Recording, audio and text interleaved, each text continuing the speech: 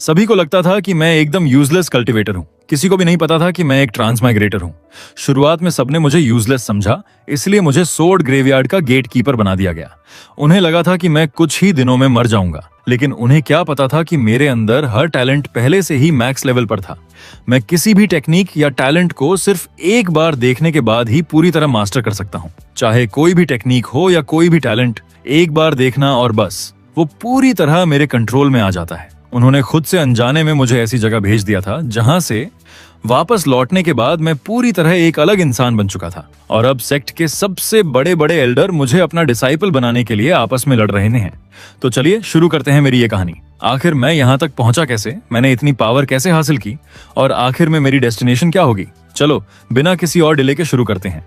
Series की शुरुआत में सोर्ड डीमन सेक्ट को दिखाया जाता है। सोर्ड डीमन सेक्ट के लोग बहुत सारे लोगों को चारों तरफ से घेर कर खड़े थे। आसपास मौजूद लोग डर के मारे चीखने चिल्लाने लगे।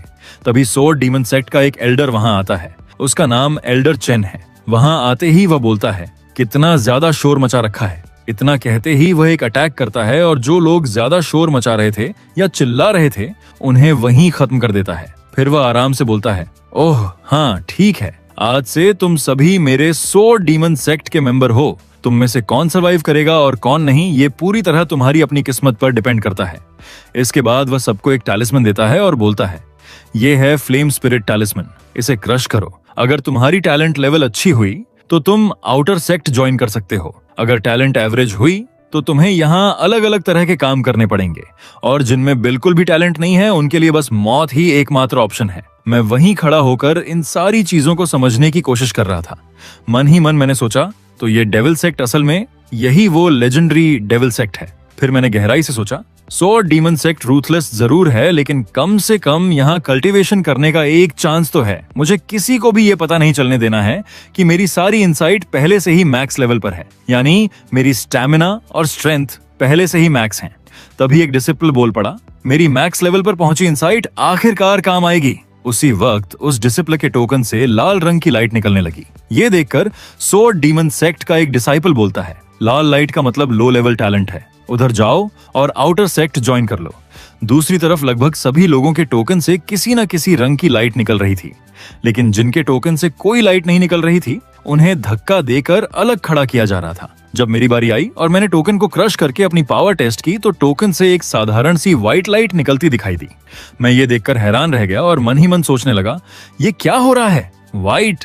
शायद ऐसा इसलिए हुआ क्योंकि मैं एक ट्रांसमाइग्रेटर हूँ। मैं असल में इस वर्ल्ड का इंसान हूँ ही नहीं, इसलिए शायद ये टोकन मेरी असली पावर को मेजर ही नहीं कर पा रहा। ये सारी चीजें देखकर एल्डर चेन हल्का सा स्मर्क करता है और बोलता है, एक से बढ़कर एक निकम्मे, इन सारे कचरों को पहाड़ की माइन में ले जाओ। उसके इतना कहते ही कुछ डिसाइपल वहां आते हैं और जिन लोगों में कोई टैलेंट अवेकन नहीं हुआ था उन्हें जबरदस्ती ले जाने लगते हैं।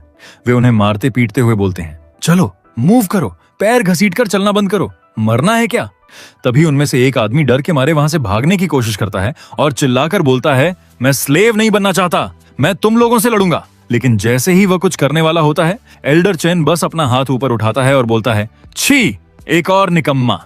इतना कहते ही वह आदमी वहीं मर जाता है। उसका खून आकर मेरे चेहरे पर पड़ जाता है। मैं डर से पूरी तरह फ्रीज हो जाता हूँ और मन ही मन सोचता हूँ, ये तो बहुत ही भयानक है।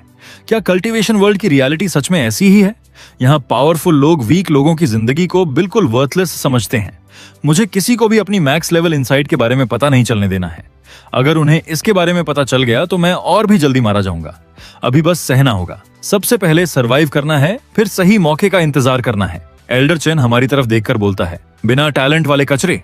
वह जैसे ही हम सभी को खत्म करने वाला होता है तभी एल्डर गैंग वहां पहुंचता है और बोलता है, एल्डर चेन, इन्हें छोड़ दीजिए। एल्डर चेन हैरान होकर बोलता है, एल्डर गैंग, आप यहाँ क्या कर रहे हैं? इन कचरों का आप करेंगे भी क्या? एल्डर गैंग शांत होकर बोलता है, सोर्ड टूम को गार्ड्स की जरूरत है। इनके पास स्पिरिचुअल रूट तो नहीं है, लेकिन इनके बॉडीज काफी ठीक हैं। एल्डर चेन कुछ देर सोचता है और फिर बोलता है, ठीक है एल्डर गैंग, जब आपने इन्हें मांग ही लिया है तो अब ये सभी आपके हुए। इतना कहकर वह अपने डिसाइपल को साथ लेता है और वहां से चला जाता है। दूसरी तरफ हम सभी, जिनका कोई टैलेंट अवेकन नहीं हुआ था, वहीं बैठे हुए थे और मौत का इंतजार कर रहे थे।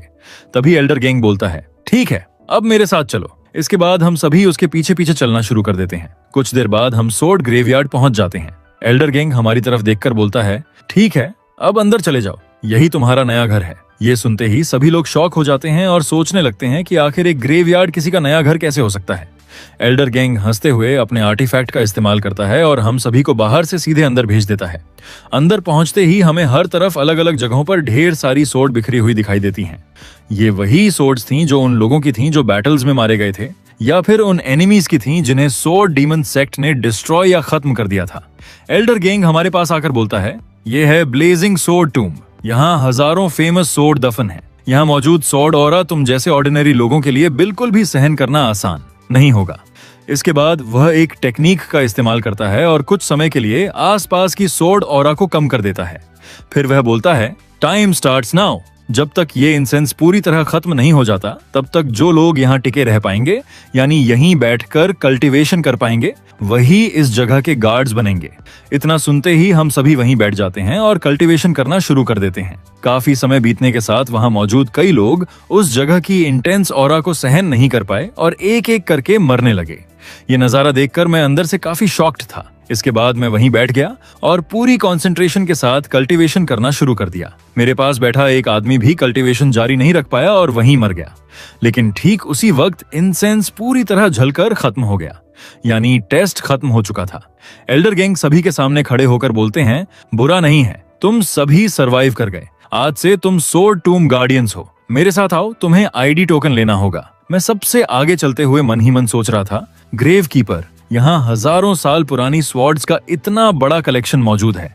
मेरे लिए ये कोई ग्रेवयार्ड नहीं बल्कि एक अनमैच्ड ट्रेजर ट्रोव है। इसके बाद हम टोकन लेने के लिए एक और एल्डर के पास पहुंचते हैं। हमारी आवाज सुनकर एक नए एल्डर बाहर आते हैं। उनका नाम मैनेजर वेल है। ये स्वॉर्ड पेविलियन स्टूवर्ड हैं। हमें देखकर वह बोलते हैं, तो तुम लोग ही नए ग्रेव कीपर हो। एक से बढ़कर एक कचरे। 5000 लोगों में से सिर्फ कुछ ही सरवाइव कर पाए। ये लो तुम्हारे आईडी टोकन। हर महीने हर एक व्यक्ति को 10 बिल्डिंग्स मैनेज करनी होंगी। जैसे ही एक बिल्डिंग का काम कंप्लीट होगा, टोकन पर उसकी संख्या ऑटोमेटिकली अपडेट हो जाएगी। ये सुनकर सभी लोग हैरान हो जाते हैं। उनमें से एक पूछता है, सर हमें कैसे पता चलेगा कि हमारा काम कंप्लीट हुआ है? मैनेजर हल्का सा स्मर्क करके बोलते हैं, अच्छा सवाल। मैनेज करने का मतलब है इन सोर्ड्स को प्रॉपर्ली साफ करके वाइप करना। लेकिन याद रखना, ये सोर्ड्स कभी डिवाइन वेपन हुआ करती थीं। इनके अंदर अपनी सोर्ड ऑरा मौजूद है। इन्हें साफ करते समय तुम्हें दी गई ब्रीदिंग टेक्निक का इस्तेमाल करना कंपलसरी है। ये सुनते ही कई लोग घबरा जाते हैं और डर जाते हैं।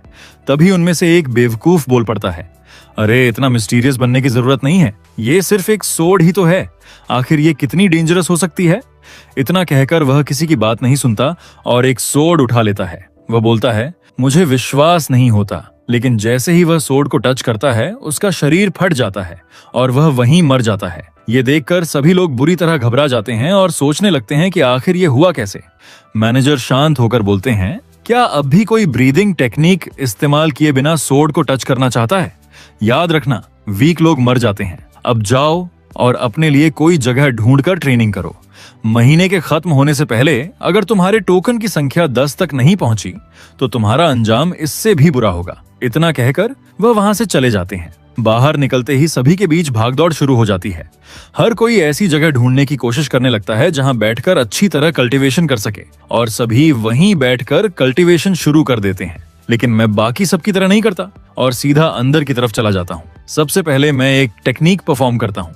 इसके बाद एक सोर्ड को टच करते ही उस सोर्ड की टेक्निक और उसके ओरिजिनल ओनर की सारी मेमोरीज मेरे दिमाग में इंस्टेंटली ट्रांसफर हो जाती हैं। मैं हैरानी से सोचता हूँ, ये उस सोर्ड के असली मालिक की मेमोरीज हैं। सिर्फ सोर्ड को टच करते ही मैंने उसकी सोर्ड टेक्निक इंस्टेंटली सीख ली। फिर मन ही मन सोचता हूँ, मैं कितना लकी इंसान हूँ। Falling leaf sword technique. इसके बाद मुझे अचानक समझ आता है, ओह तो मामला ऐसा है, काम काउंट होने के लिए मुझे बिल्डिंग की बाउंड्री के बाहर जाना पड़ेगा। ये तो और भी अच्छा है। इसका मतलब मैं इसी तरह लगातार काम कर सकता हूँ। इसके बाद मैं अलग अलग सोर्ड्स को साफ करना शुरू कर देता हूँ। सोर्ड साफ करते हुए मैं मन ही मन सोचता हूँ, दूसरों के लिए ये कर्स्ड जगह किसी हेल से कम नहीं है, लेकिन मेरे लिए तो ये हेवन है, क्योंकि किसी भी टेक्निक को समझने की मेरी एबिलिटी और उसे सहन करने की मेरी कैपेसिटी बाकी लोगों से बहुत ज्यादा है। कुछ समय बाद मैं सोर्ड पेविलियन में वापस पहुंचता हूं। मुझे देखते ही मैनेजर बोलते हैं, क्या हुआ? मैं उन्हें रिस्पेक्ट देते हुए बोलता हूं, सर मैंने 10 बिल्डिंग्स का काम कंप्लीट कर लिया है। मेरी बात सुनकर मैनेजर थोड़ा शॉक्ड होकर बोलते हैं, क्या 10? अभी तो सिर्फ 3 दिन हुए हैं। मैं बोलता हूँ, जी कृपया आप खुद चेक कर लीजिए। इसके बाद वह मेरे हाथ से टोकन लेते हैं और उसे देखकर काफी हैरान हो जाते हैं। वह बोलते हैं, तुमने सच में कर दिखाया, ये कैसे पॉसिबल है? मैं कैजुअली बोलता हूँ, बस किस्मत अच्छी थी। मैनेजर कुछ सोचते हुए बोलते हैं, रूल्स के हिसाब से जो ग्रेव कीपर अपना मंथली टास्क समय पर कंप्लीट कर लेता है, वह एक दिन के लिए बाहर जाने की परमिशन ले सकता है। क्या तुम अभी बाहर जाना चाहते हो? मैं तुरंत बोलता हूँ, जी मैं अभी डीमन बीस्ट फॉरेस्ट जाने की परमिशन लेना चाहता हूँ। मेरी बात सुनकर मैनेजर हैरान होकर बोलते हैं, डेमन बीस्ट फॉरेस्ट? वहाँ बहुत डेंजरस है। अगर तुम वहाँ मर गए तो तुम्हें बरी करने वाला भी कोई नहीं मिलेगा। मैं शांत होकर बोलता हूँ, वार्निंग देने के लिए थैंक्स, मैं पूरी सावधानी रखूंगा। इसके बाद मैं वहां से निकल आता हूँ। मुझे जाते हुए देखकर 2 नए डिसाइपल में से एक बोलता है, देखो क्या वो लिनच नहीं है? ये बाहर क्यों जा रहा है? उसके पास खड़ा दूसरा डिसिपल बोलता है, शायद ये यहाँ की इतनी परेशानी सहन नहीं कर पा रहा है, इसलिए छोड़कर जा रहा है। मैं बेट लगाता हूँ कि ये भागने की कोशिश कर रहा है। मैं उनकी बातों पर कोई रिएक्शन नहीं देता और सीधे जंगल की तरफ चला जाता हूँ। जंगल के अंदर मुझे एक गुफा मिलती है। मैं उसी गुफा के अंदर बैठकर कल्टीवेशन करना शुरू कर देता हूँ और मन ही मन सोचता हूँ, 3 ब्रीदिंग साइकिल, इतनी जल्दी? मैं बैठकर कल्टीवेशन कर रहा था, तभी अचानक एक बहुत बड़ा विशाल बीस्ट सांप वहां आ गया। मैंने बिना ज्यादा कुछ किए सिर्फ एक अटैक से उसे वहीं खत्म कर दिया और बोला, क्या एनोइंग है, लगता है मेरी पावर काफी ज्यादा स्ट्रांग हो गई है। मैंने तो अभी सिर्फ थोड़ी सी सोर्ड ऑरा यूज की थी। मुझे अब और हार्ड ट्रेनिंग करनी होगी ताकि मैं और ऊपर जा सकूं और पहले से भी ज्यादा पावरफुल बन सकूं। इतना कहते ही मैंने दोबारा कल्टीवेशन शुरू कर दिया। अचानक मेरे शरीर से गोल्डन लाइट निकलने लगी और पूरी गुफा जोर जोर से कांपने लगी। मैं उठकर अपनी पावर चेक करता हूँ और बोलता हूँ, ची रिफाइनिंग का 7th स्टेज, अमेजिंग। सिर्फ मेरी फिजिकल स्ट्रेंथ ही 2000 पाउंड्स के बराबर है। इसके बाद मैं उस डीमन की तरफ देखकर मन ही मन सोचता हूँ, इन चीजों की मार्केट में अच्छी प्राइस मिलनी चाहिए। फिर मैं उस डीमन की बॉडी को एक बैग में रखकर वहां से बाहर निकलते हुए सोचता हूँ, डीमन बीस्ट फॉरेस्ट ट्रेनिंग के लिए तो परफेक्ट जगह है और साथ ही ये मेरी कैश मशीन भी है। अपनी नेक्स्ट ट्रेनिंग की तैयारी के लिए मुझे जल्दी से स्पिरिट स्टोन अर्न करने होंगे। इसके बाद मैं मार्केट में जाकर उस डीमन की बॉडी सेल कर देता हूँ और बदले में मुझे काफी सारे स्पिरिट स्टोन मिल जाते हैं। अपने सारे काम पूरे करने के बाद मैं अपने नए घर यानी उस ग्रेवयार्ड में वापस लौट आता हूँ। मुझे वापस आते देखकर वही 2 नए डिसाइपल आपस में बात करने लगते हैं। हम तो सोच रहे थे कि ये अब वापस नहीं आएगा, लेकिन ये तो वापस आ गया। आखिर ये वापस क्यों आया? मैं उनकी बातों पर बिल्कुल ध्यान नहीं देता और सीधे ग्रेवयार्ड के अंदर चला जाता हूँ। वहां मैं एक नई सोर्ड के सामने बैठकर कल्टीवेशन शुरू कर देता हूँ। मेरे शरीर से एक पावरफुल ऑरा चारों तरफ फैलने लगता है। उसी वक्त आसपास मौजूद सारी सोर्ड एनर्जी और सोर्ड टेक्निक एक एक करके मेरे दिमाग में आने लगती हैं। ये देखकर वो दोनों डिसाइपल काफी शॉक्ड हो जाते हैं। मैं अपने माइंड स्पेस के अंदर सारी टेक्निक परफॉर्म करने लगता हूँ। इसके बाद मैं उठकर पीछे घूमकर देखता हूँ और मन ही मन सोचता हूँ, ये चीज तो खुद को फिर से रिजेनरेट भी कर सकती है। ये ब्लेजिंग सोर्ड सीड तो सच में एक एंडलेस ट्रेजर ट्रोव है, बस एक और चाहिए। मेरा इंस्टिंक्ट कह रहा है कि अगर मैं इसे एक बार और अब्सॉर्ब कर पाया तो मैं ब्रेक थ्रू कर जाऊंगा। आओ, ड्रैगन हो या वर्म, यही सही मोमेंट है। इतना सोचकर मैं एक और सोर्ड पर हाथ रखता हूँ और बोलता हूँ, एब्सॉर्ब। तभी उस सोर्ड से एक लाइट निकलकर मेरे शरीर के अंदर एंटर कर जाती है। मैं हैरानी से सोचता हूँ, मेरा शरीर तो फटने की हालत में पहुंच गया है। मेरे शरीर से काला पदार्थ बाहर निकलने लगता है और मैं दर्द से कराहने लगता हूँ। उसी वक्त मेरे शरीर से लाल रंग की रोशनी चारों तरफ फैल जाती है। इसके बाद मैं जोर से चिल्लाकर बोलता हूँ, जाओ कलेक्ट करो। तभी चारों तरफ से बहुत सारी सोर्ड ऑरा मेरे शरीर के अंदर एंटर होने लगती है। अचानक मेरे शरीर के ऊपर एक बहुत बड़ी पर्पल कलर्ड लाइट आकर पड़ती है। मेरे शरीर के अंदर एक गोल्डन कलर्ड सोर्ड बनती हुई दिखाई देती है और मेरे पूरे शरीर से एक टेरिफाइंग लाइट निकलने लगती है। इस पावर को महसूस करके मैं मन ही मन सोचता हूँ, तो ये है फाउंडेशन स्टेज। ठीक उसी समय इस सारी ऑरा को सेंस करते हुए मैनेजर वोंग का एक डिसाइपल उस तरफ आने लगता है और बोलता है, हजारों सोर्ड एक साथ रेजोनेट कर रही हैं।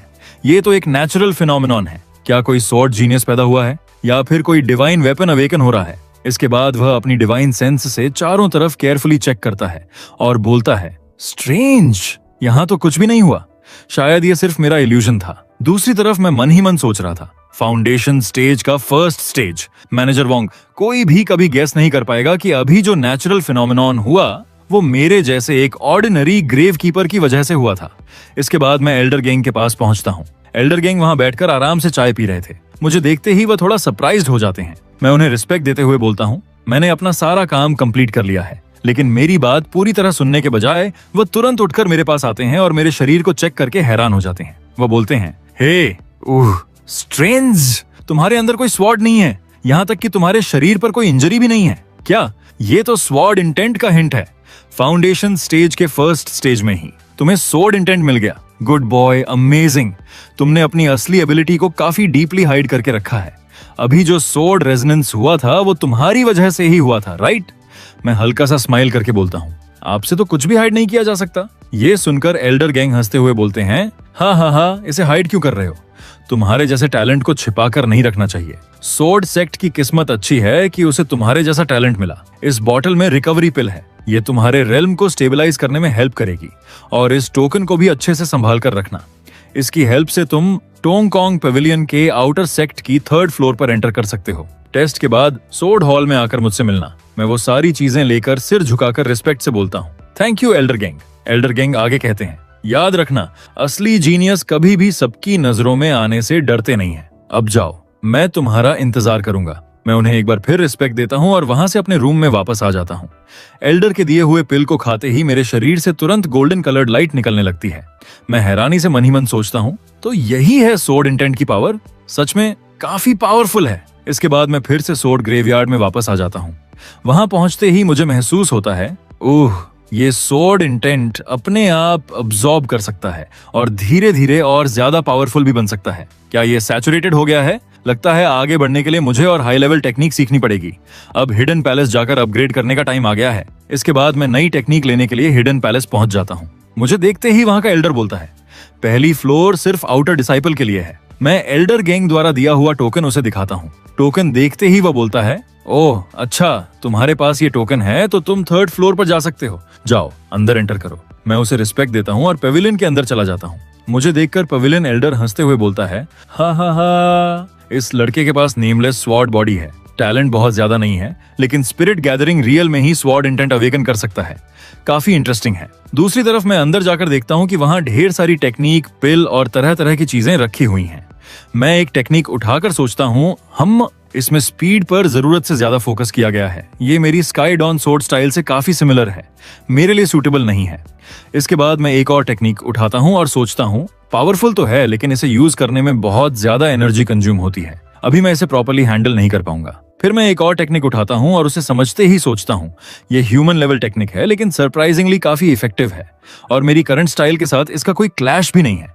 मेरी वीकनेस को कवर करने के लिए ये एकदम परफेक्ट है। इसके बाद मैं उन टेक्निक्स को एक पेपर पर लिखता हूँ। पेपर लेकर वहां से निकलता हूँ और सीधे जंगल की तरफ चला जाता हूँ। तभी एक वुल्फ की नजर मुझ पर पड़ती है और वह अचानक मुझ पर अटैक कर देता है। मैं बहुत तेजी से वहां से साइड में मूव करता हूँ और टेक्निक अप्लाई करके बार बार अपनी पोजीशन चेंज करता हूँ। इसके बाद मैं उस पर एक अटैक करते हुए बोलता हूँ, स्काई डॉन स्वॉर्ड स्टाइल। कुछ ही अटैक्स में मैं उसे वहीं खत्म कर देता हूँ। इसके बाद मैं मन ही मन सोचता हूँ, यही है अमेजिंग, मेरा शैडो स्टेप पूरी तरह मास्टर्ड हो गया है और मेरा रॉक ब्रेकर ईगल भी फर्स्ट स्टेज पर पहुंच गया है। अब मेरी स्ट्रेंथ और डिफेंस दोनों ही डबल हो गए हैं। कुछ देर बाद एक गोरिल्ला मेरे पीछे पड़ जाता है और मेरा पीछा करना शुरू कर देता है। भागते हुए मैं मन ही मन सोचता हूँ, धत, लॉन्ग हाई स्पिरिट्स मैजिक बहुत ही टेरिफाइंग है। इसके सिर्फ आफ्टर शॉक ने ही मुझे लगभग खत्म कर दिया था। तभी वह बीस्ट पीछे से मुझ पर अटैक कर देता है और मैं काफी दूर जाकर गिरता हूँ। मैं तुरंत उठता हूँ और साइड से उसकी लेग में अपनी सोर्ड घुसा देता हूँ, लेकिन जानबूझकर मेरी सोर्ड में क्रैक पड़ जाता है। ये देखकर मैं तुरंत समझ जाता हूँ और मन ही मन सोचता हूँ, क्या टेरिफाइंग डिफेंस है, किसी भी तरह मैं इसे हरा नहीं सकता। दोबारा अटैक करने की कोशिश में मेरी सोर्ड हाथ से छूटकर नीचे गिर जाती है और टूट जाती है। अब मेरी सिचुएशन और भी खराब हो जाती है। मैं समझ जाता हूँ कि अभी यहाँ से भागना ही बेस्ट ऑप्शन है। मैं तुरंत वहां से भागना शुरू कर देता हूँ और मन ही मन हंसते हुए सोचता हूँ, फाइट काफी ट्रबलसम थी लेकिन ये मेहनत पूरी तरह वर्थ इट रही। मेरी सोर्ड प्ले और मूवमेंट स्किल दोनों ही काफी इंप्रूव हो गई हैं। अब टाइम आ गया है कि मैं इससे भी बेटर एक सोर्ड रिप्लेस करूं। मैं आगे जा ही रहा था कि तभी मैंने देखा एक लड़की डिसाइपल को मारने के लिए उसका पीछा कर रहा है। वो लड़की हमारी सेक्ट की डिसाइपल थी। कुछ दूर जाने के बाद दोनों के बीच फाइट शुरू हो जाती है। मैं एक पेड़ के पीछे छिपकर पूरी सिचुएशन ऑब्जर्व करने लगता हूँ। वो लड़का एक बैंडिट था। वह हंसते हुए बोलता है, हा हा हा सुंदरी, अब भागने की कोशिश मत करो। जो चीज हमारे हाथ में है उसे अभी हमें सौंप दो। अगर आराम से दे दोगी तो तुम्हें कम पेन होगा। इतना कहते ही वह लड़की पर अटैक कर देता है, जिससे उसके मुंह से खून निकल आता है और वह बुरी तरह घायल हो जाती है। वह लड़की यानी सीनियर सिस्टर गुस्से में बोलती है, किसी भी हालत में नहीं, चाहे मैं मर ही क्यों ना जाऊं, तुम्हें इसकी कीमत चुकानी पड़ेगी। इतना कहकर वह बैंडिट पर अटैक करती है और चिल्लाती है, स्काई डॉन स्वॉर्ड। उसकी टेक्निक का नाम सुनते ही मुझे कुछ याद आता है। मैं मन ही मन सोचता हूँ, स्काई डॉन स्वॉर्ड, क्या ये ब्रह्मा स्वॉर्ड टॉम्बरे की वही इनर डिसिप्लिन जीनियस नहीं है?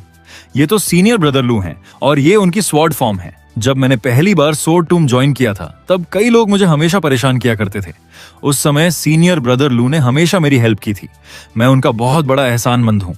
तभी वह बैंडिट सीनियर सिस्टर पर एक फाइनल अटैक करने वाला होता है। ठीक उसी वक्त मैं आगे बढ़कर सीनियर सिस्टर से बोलता हूँ, मुझे अपनी स्वॉर्ड उधार दो। मैं स्वॉर्ड को देखते हुए मन ही मन सोचता हूँ, तो यही है असली स्काई डॉन स्वॉर्ड की स्पिरिट। जैसे ही मैं सामने आता हूँ, बैंडिट मुझे देखकर गुस्से में बोलता है, अबे बदमाश, क्या तुझे मरने का शौक है? तू आखिर है कौन? इतने समय से तू जानबूझकर बेवकूफ बनने का ड्रामा कर रहा था। यानी उसने मुझे कुछ समय पहले ही देख लिया था। लेकिन मैंने उसे कोई आंसर नहीं दिया, बस शांत होकर कहा, तुम्हारे मरने का टाइम आ गया है। मेरी बात सुनते ही वह बैंडिट गुस्से में मुझ पर अटैक करता है और चिल्लाता है, रॉक ब्रेकर पाम। तभी एक बहुत बड़ा black coloured hand shaped aura मेरी तरफ तेजी से आने लगता है। ये देखकर मैं भी तुरंत उस पर अटैक करता हूँ। मेरा अटैक जाकर उस विशाल हाथ को वहीं रोक देता है। ये देखकर सीनियर सिस्टर पूरी तरह शॉक्ड हो जाती है। इसके बाद मैं उस पर एक और छोटा सा अटैक करता हूँ और अगले ही पल वह विशाल हाथ बीच से कट जाता है। उसी के साथ बैंडिट का शरीर भी बीच से कट जाता है और वह वहीं गिरकर मर जाता है। मैं उसके पास जाता हूँ और उसके पास मौजूद सारे स्पिरिट स्टोन और स्टोरेज रिंग उठा लेता हूँ। ये चीजें आगे मेरे काफी काम आएंगी। ये देखकर सीनियर सिस्टर और भी ज्यादा हैरान हो जाती है। वह मेरे पास आकर बोलती है, मुझे बचाने के लिए आपको बहुत बहुत धन्यवाद। मैंने अभी तक आपका नाम भी नहीं पूछा, लेकिन आप हमारे लू फैमिली की स्काई डॉन स्वॉर्ड को कैसे जानते हैं? मैं हल्का सा स्माइल करके बोलता हूँ, मैं बस इसी रास्ते से गुजर रहा था। इसके बारे में इतना सोचने की जरूरत नहीं है। मेरी बात सुनकर सीनियर सिस्टर और भी शॉक्ड होकर बोलती है, हो इतनी फास्ट मूवमेंट। मैं उसकी बात का कोई आंसर नहीं देता और तुरंत वहां से अपने घर की तरफ निकल जाता हूँ। घर पहुंचते ही मैं उस बैंडिट से मिली सारी चीजें बाहर निकालता हूँ। वहां ढेर सारे स्पिरिट स्टोन और अलग अलग बीस्ट के कई मटेरियल्स निकल आते हैं। इसके बाद मैं उस रिंग को हाथ में लेकर ध्यान से चेक करता हूँ और सोचता हूँ, ये रिंग तो सच में काफी यूजफुल है। आज इसने मेरा बहुत सारा ट्रबल बचा दिया। फिर मैं सारे सामान का हिसाब लगाते हुए सोचता हूँ, देखूं तो 2820 स्पिरिट स्टोन, गार्बेज हो या ना हो, इसके साथ ये सारे बीस्ट मटेरियल्स भी हैं। आज तो काफी बड़ा प्रॉफिट हो गया। इसके बाद मैं सारे बीस्ट मटेरियल्स लेकर एक दुकान पर पहुंचता हूं और स्टूवर्ड से बोलता हूं, स्टूवर्ड, क्या आप ये मटेरियल्स खरीदेंगे? शॉपकीपर सारे मटेरियल्स ध्यान से देखकर बोलता है, रेड टेल स्कॉर्पियन का tail spike, iron back wolf का पेल्ट, क्वालिटी भी काफी डिसेंट है, सब मिलाकर 430 लो ग्रेड स्पिरिट स्टोन। मैं स्पिरिट स्टोन लेकर वहां से निकल आता हूं और बोलता हूं, ठीक है। इसके बाद मैं मार्केट में जाता हूं और एक खाली जगह देखकर वहीं बैठ जाता हूं। फिर उस बैंडिट से मिली आखिरी 2 टेक्निक्स को बिक्री के लिए सामने रख देता हूं। वहां से गुजर रहे 2 डिसाइपल की नजर मेरी दुकान पर पड़ती है। वे टेक्निक्स को देखकर एक बोलता है, हाय, प्राइस तो बहुत ज्यादा है, सिर्फ लेवल 5 ह्यूमन टेक्निक है, फिर भी प्राइस 1700। उसके पास वाला डिसाइपल बोलता है, ये तो सीधा सीधा लूट है। मैं उनकी बातें सुनकर बस हल्का सा साई करता हूँ। कुछ देर बाद एक और आदमी वहां आता है। वह प्राइस देखकर बोलता है, सीनियर ब्रदर, 1500 कैसा रहेगा? मैं ठंडी आवाज में बोलता हूँ, नहीं होगा। वह तुरंत बोलता है, 1600, इससे ज्यादा मैं नहीं दे सकता। मैं बिना एक्सप्रेशन बदले बोलता हूँ, 1700, एक भी स्टोन कम नहीं। आखिरकार वह आदमी मान जाता है और बोलता है, ठीक है, डील पक्की। इतनी सारी स्पिरिट स्टोन देखकर मैं मन ही मन सोचता हूँ, अगर सेक्ट मिशन में हार्ड वर्क करूं तो शायद 1 महीने में मैक्सिमम 100 स्टोन ही मिल पाएंगे, लेकिन लूट उठाकर उसे सेल करो तो पैसा कहीं ज्यादा फास्ट आता है। तभी मेरी नजर अचानक एक दुकान पर पड़ती है। वहां बहुत सारे लोग टेक्निक्स खरीदने के लिए जमा थे। मैं ध्यान से सुनता हूं और सोचता हूं, ओह, ये आवाज कहां से आ रही है? टेक्निक इंसाइट और स्किल डेमोन्स्ट्रेशन बेचे जा रहे हैं।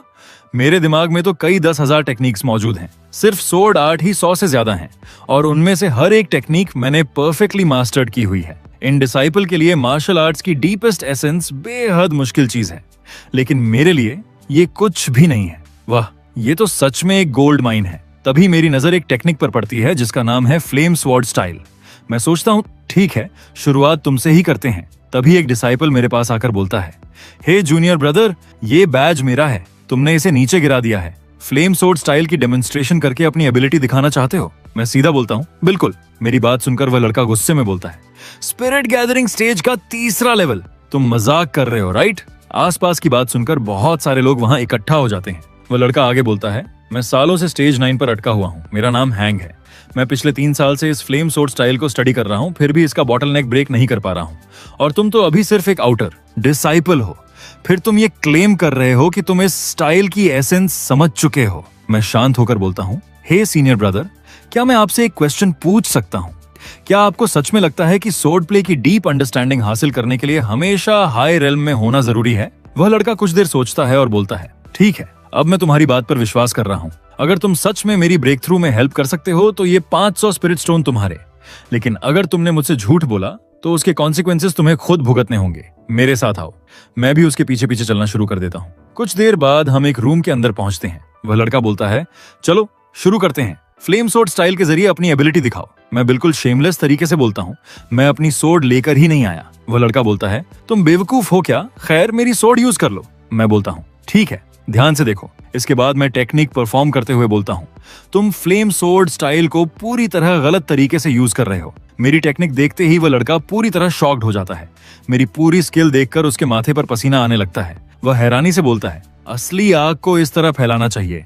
इसके बाद मैं उसे टेक्निक का आखिरी स्टेप भी दिखा देता हूँ। उसे देखकर वह बोलता है, मेरी टेक्निक से कंपेयर करो तो तुम्हारी टेक्निक तो बच्चे के खेल जैसी लगती है। इसके बाद मैं उसे पूरी टेक्निक एक बार फिर शुरू से आखिर तक परफॉर्म करके दिखाता हूँ और पूछता हूँ, अब समझ आया? वह तुरंत बोलता है, समझ गया, पूरी तरह समझ गया। Thank you senior. ये लीजिए 500 स्पिरिट स्टोन, प्लीज इन्हें एक्सेप्ट कर लीजिए। सोर्ड प्ले के बारे में आपकी अंडरस्टैंडिंग सच में मास्टर लेवल की है। मैं बोलता हूँ, इस बारे में इतना सोचने की जरूरत नहीं है, ये सिर्फ एक एक्सचेंज था। ये सोचते हुए मैं वहां से निकल जाता हूँ। अगर मेरे पास इनफ स्टोन हो तो मैं और भी ज्यादा रिसोर्सेज का एक्सचेंज कर सकता हूँ।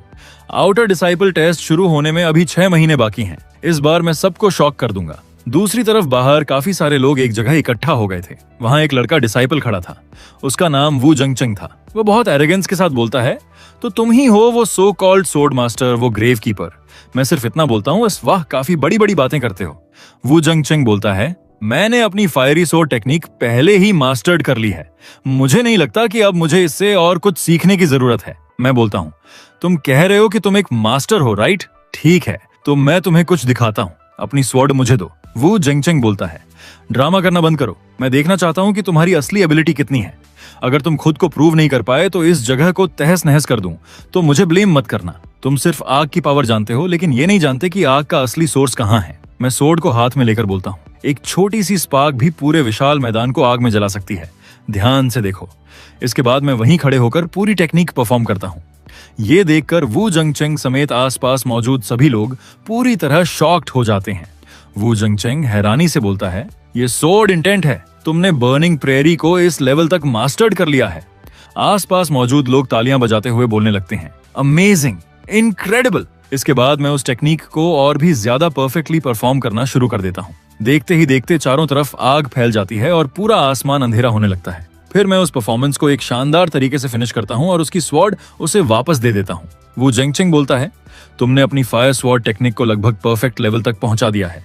मुझे आपके सामने सिर झुकाने दीजिए। इसके बाद वू जंगचंग मेरे सामने सिर झुकाकर बोलता है, ये लीजिए प्रॉमिस्ड 1000 लो ग्रेड स्पिरिट स्टोन। ये देखकर मैं काफी शॉक्ड हो जाता हूँ और मन ही मन सोचता हूँ, ये बंदा कर क्या रहा है? वू जंगचंग बोलता है, सीनियर प्लीज इन्हें जरूर एक्सेप्ट कीजिए। आपकी गाइडेंस ने मेरी आंखें खोल दी हैं। मैं स्पिरिट स्टोन लेते हुए बोलता हूँ, हम दोनों को जो चाहिए था वो मिल गया। इसके बाद मैं वहां से वापस सोर्ड ग्रेवयार्ड में लौट आता हूँ और बैठकर फिर से कल्टीवेशन शुरू कर देता हूँ। कुछ देर बाद मैं अपनी आंखें खोलकर सोचता हूँ, स्पिरिट गैदरिंग स्टेज के 4th स्टेज के बाद एडवांस्ड ऑक्सीजन आर्ट यूज करने के बावजूद मेरी प्रोग्रेस स्लो हो गई है, लेकिन मेरी टोटल स्पिरिचुअल पावर बाकी सभी लोगों की तुलना में बहुत ज्यादा है। लगता है स्लो एंड स्टडी प्रोग्रेस करना ही सही तरीका है। आसपास कई लोग भी वहां बैठकर प्रैक्टिस कर रहे थे। इसके बाद सीन आउटर सेक्ट कोर्टयार्ड में शिफ्ट होता है। वहां कुछ लोग आपस में बात कर रहे थे। उनमें से एक बोलता है, हे सुना, आज से आउटर सेक्ट डिसाइपल टेस्ट शुरू हो रहा है। पास वाला बोलता है, बिल्कुल सुना है। दूसरा डिसाइपल बोलता है, लेकिन अफसोस की बात है कि minimum qualification spirit gathering stage का 4th स्टेज है। हम तो इसके आसपास भी नहीं पहुंच पाए हैं। तभी पीछे से एक लड़का मेरी तरफ इशारा करके बोलता है, देखो लिंग शाओ भी आया है। पिछले 6 महीनों से उसने बहुत सीक्रेटली ट्रेनिंग की है। अब वो कितना पावरफुल हो चुका है इसका किसी को कोई आइडिया नहीं है। आसपास के लोग मुझे देखकर बोलने लगते हैं, और क्या हो सकता है, उसके जैसा एक ग्रेव कीपर बस देखने के लिए आया होगा। स्पिरिट गैदरिंग स्टेज का 6th स्टेज, पीक लेवल, किसी भी वक्त 7th स्टेज में ब्रेक थ्रू कर सकता है। दूसरी तरफ मैं मन ही मन सोच रहा था, मेरे लिए ये आउटर सेक्ट टेस्ट बस एक फॉर्मेलिटी है। टेस्ट खत्म होने के बाद मुझे एल्डर गैंग से मिलने का चांस मिलेगा। कुछ देर बाद सभी लोग एक जगह इकट्ठा हो जाते हैं। सामने वही एल्डर दिखाई देते हैं जिन्हें सीरीज की शुरुआत में दिखाया गया था, यानी एल्डर चेन। वह सभी को शांत कराते हुए बोलता है, सब चुप हो जाओ, आज सोर्ड डीमन सेक्ट का एनुअल आउटर सेक्टेड टेस्ट है। आउटर डिसाइपल के लिए ये हमारे पूरे साल का सबसे बड़ा टेस्ट है।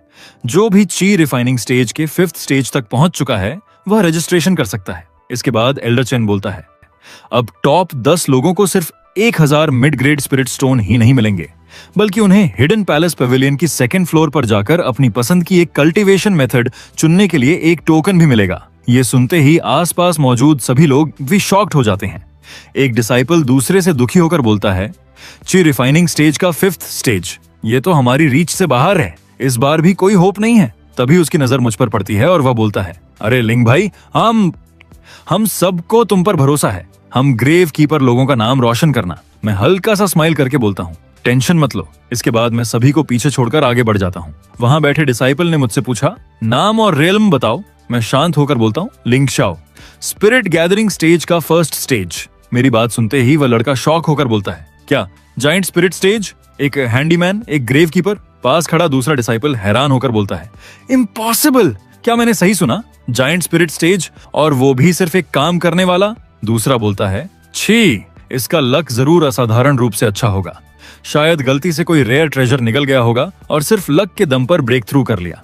पास वाला डिसाइपल बोलता है, इसकी फाउंडेशन जरूर वीक होगी, सिर्फ लक के भरोसे आगे बढ़ने वाला इंसान है और ये आउटर सेक्ट टेस्ट में पार्टिसिपेट करने की हिम्मत कर रहा है, बहुत जल्दी इसे रोना पड़ेगा। मैं मन ही मन सोचता हूँ, अगर मैं स्पिरिट गैदरिंग स्टेज का 4th स्टेज रिवील कर दूं तो अभी सबको शॉक कर सकता हूँ, लेकिन फिलहाल 1st स्टेज ही दिखाता हूँ। पहले देखते हैं कि इस आउटर सेक्ट के लोग आखिर कैसे हैं।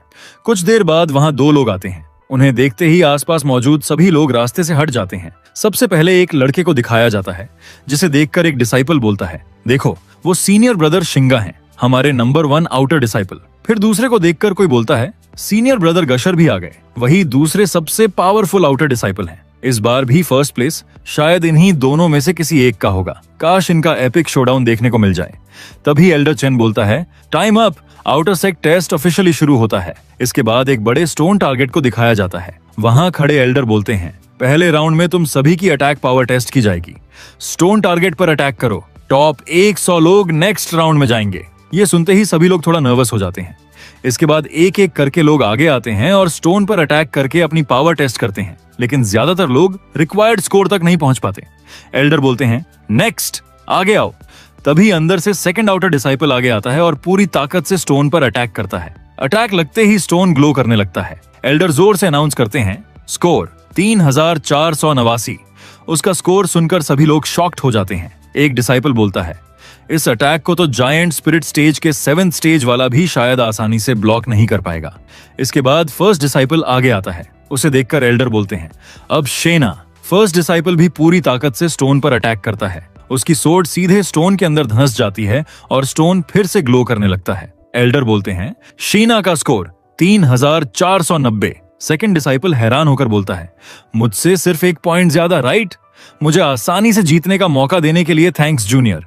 इसके बाद एक एक करके कई लोग आते हैं, लेकिन कोई भी इतना इंप्रेसिव स्कोर नहीं कर पाता। तभी एल्डर जोर से बोलते हैं, गू लिंग शाओ, वो ग्रेव कीपर, वो डिसिप्लिन। वह ताना मारते हुए बोलता है, एक ग्रेव कीपर भी यहाँ आकर ट्रबल क्रिएट करना चाहता है क्या? अगर ये 300 स्कोर भी कर ले तो इसे बहुत बड़ी अचीवमेंट समझना पड़ेगा। मैं किसी की बात पर ध्यान नहीं देता और सीधे जाकर उस स्टोन पर अपना हाथ रख देता हूँ। जैसे ही मैं स्टोन को टच करता हूँ, उस पर मौजूद पहले के अटैक से जुड़ी सारी टेक्निक्स और उनके इंसाइट्स मेरे दिमाग में आने लगती हैं। मैं मन ही मन सोचता हूँ, क्या टेरिफाइंग लिंगरिंग स्वॉर्ड इंटेंट है? इसके बाद मैं बस अपना हाथ ऊपर उठाता हूँ। उसी वक्त मेरे शरीर से एक पावरफुल गोल्डन ऑरा फैलने लगती है और देखते ही देखते पूरा आसमान बादलों से घिर जाता है। आसपास मौजूद सभी लोग इस सीन को देखकर शॉक्ड हो जाते हैं। ये देखकर एल्डर चेन भी हैरान होकर बोलते हैं, ये एनलाइटनमेंट है। हर कल्चरिवेटर ऐसे एनलाइटनमेंट का सपना देखता है। बुरा नहीं है, ये बहुत बड़ा अपॉर्चुनिटी है, कोई भी इसे डिस्टर्ब नहीं करेगा। तभी वहां एक नए एल्डर पहुंचते हैं। उन्हें देखते ही एल्डर चेन काफी नर्वस हो जाते हैं और बोलते हैं, एल्डर मू, आप यहाँ क्या कर रहे हैं? एल्डर मू शांत होकर बोलते हैं, इस लड़के का हमारे हिडन पैलेस पेविलियन से एक कनेक्शन है। इसने आज ही एनलाइटनमेंट हासिल किया है। मैं खुद इसकी सिक्योरिटी देखूंगा। टेस्ट चलता रहेगा, कोई भी इसके पास नहीं जाएगा। कम से कम 10 फीट की दूरी बनाए रखो। जो भी मेरी बात नहीं मानेगा उसे यहीं खत्म कर दिया जाएगा। दूसरी तरफ मेरे शरीर से अनबिलीवेबल गोल्डन कलर्ड लाइट चारों तरफ फैलती जा रही थी। जैसे ही ये गोल्डन लाइट किसी के शरीर से टकराती, वह कई कदम दूर जाकर गिर जाता। कुछ देर बाद आसमान से गोल्डन लाइट की एक तेज बीम सीधे मेरे शरीर पर आकर पड़ती है। आसपास का एक डिसाइपल घबराकर बोलता है, हे भगवान, वहां आखिर हो क्या रहा है? मेरी सोर्ड, ये तो डर रही है। दूसरा डिसाइपल शॉक में बोलता है, ये इम्पॉसिबल है, बिल्कुल नहीं। एक मामूली ग्रेव कीपर कभी भी ऐसा फिनोमेनॉन क्रिएट नहीं कर सकता।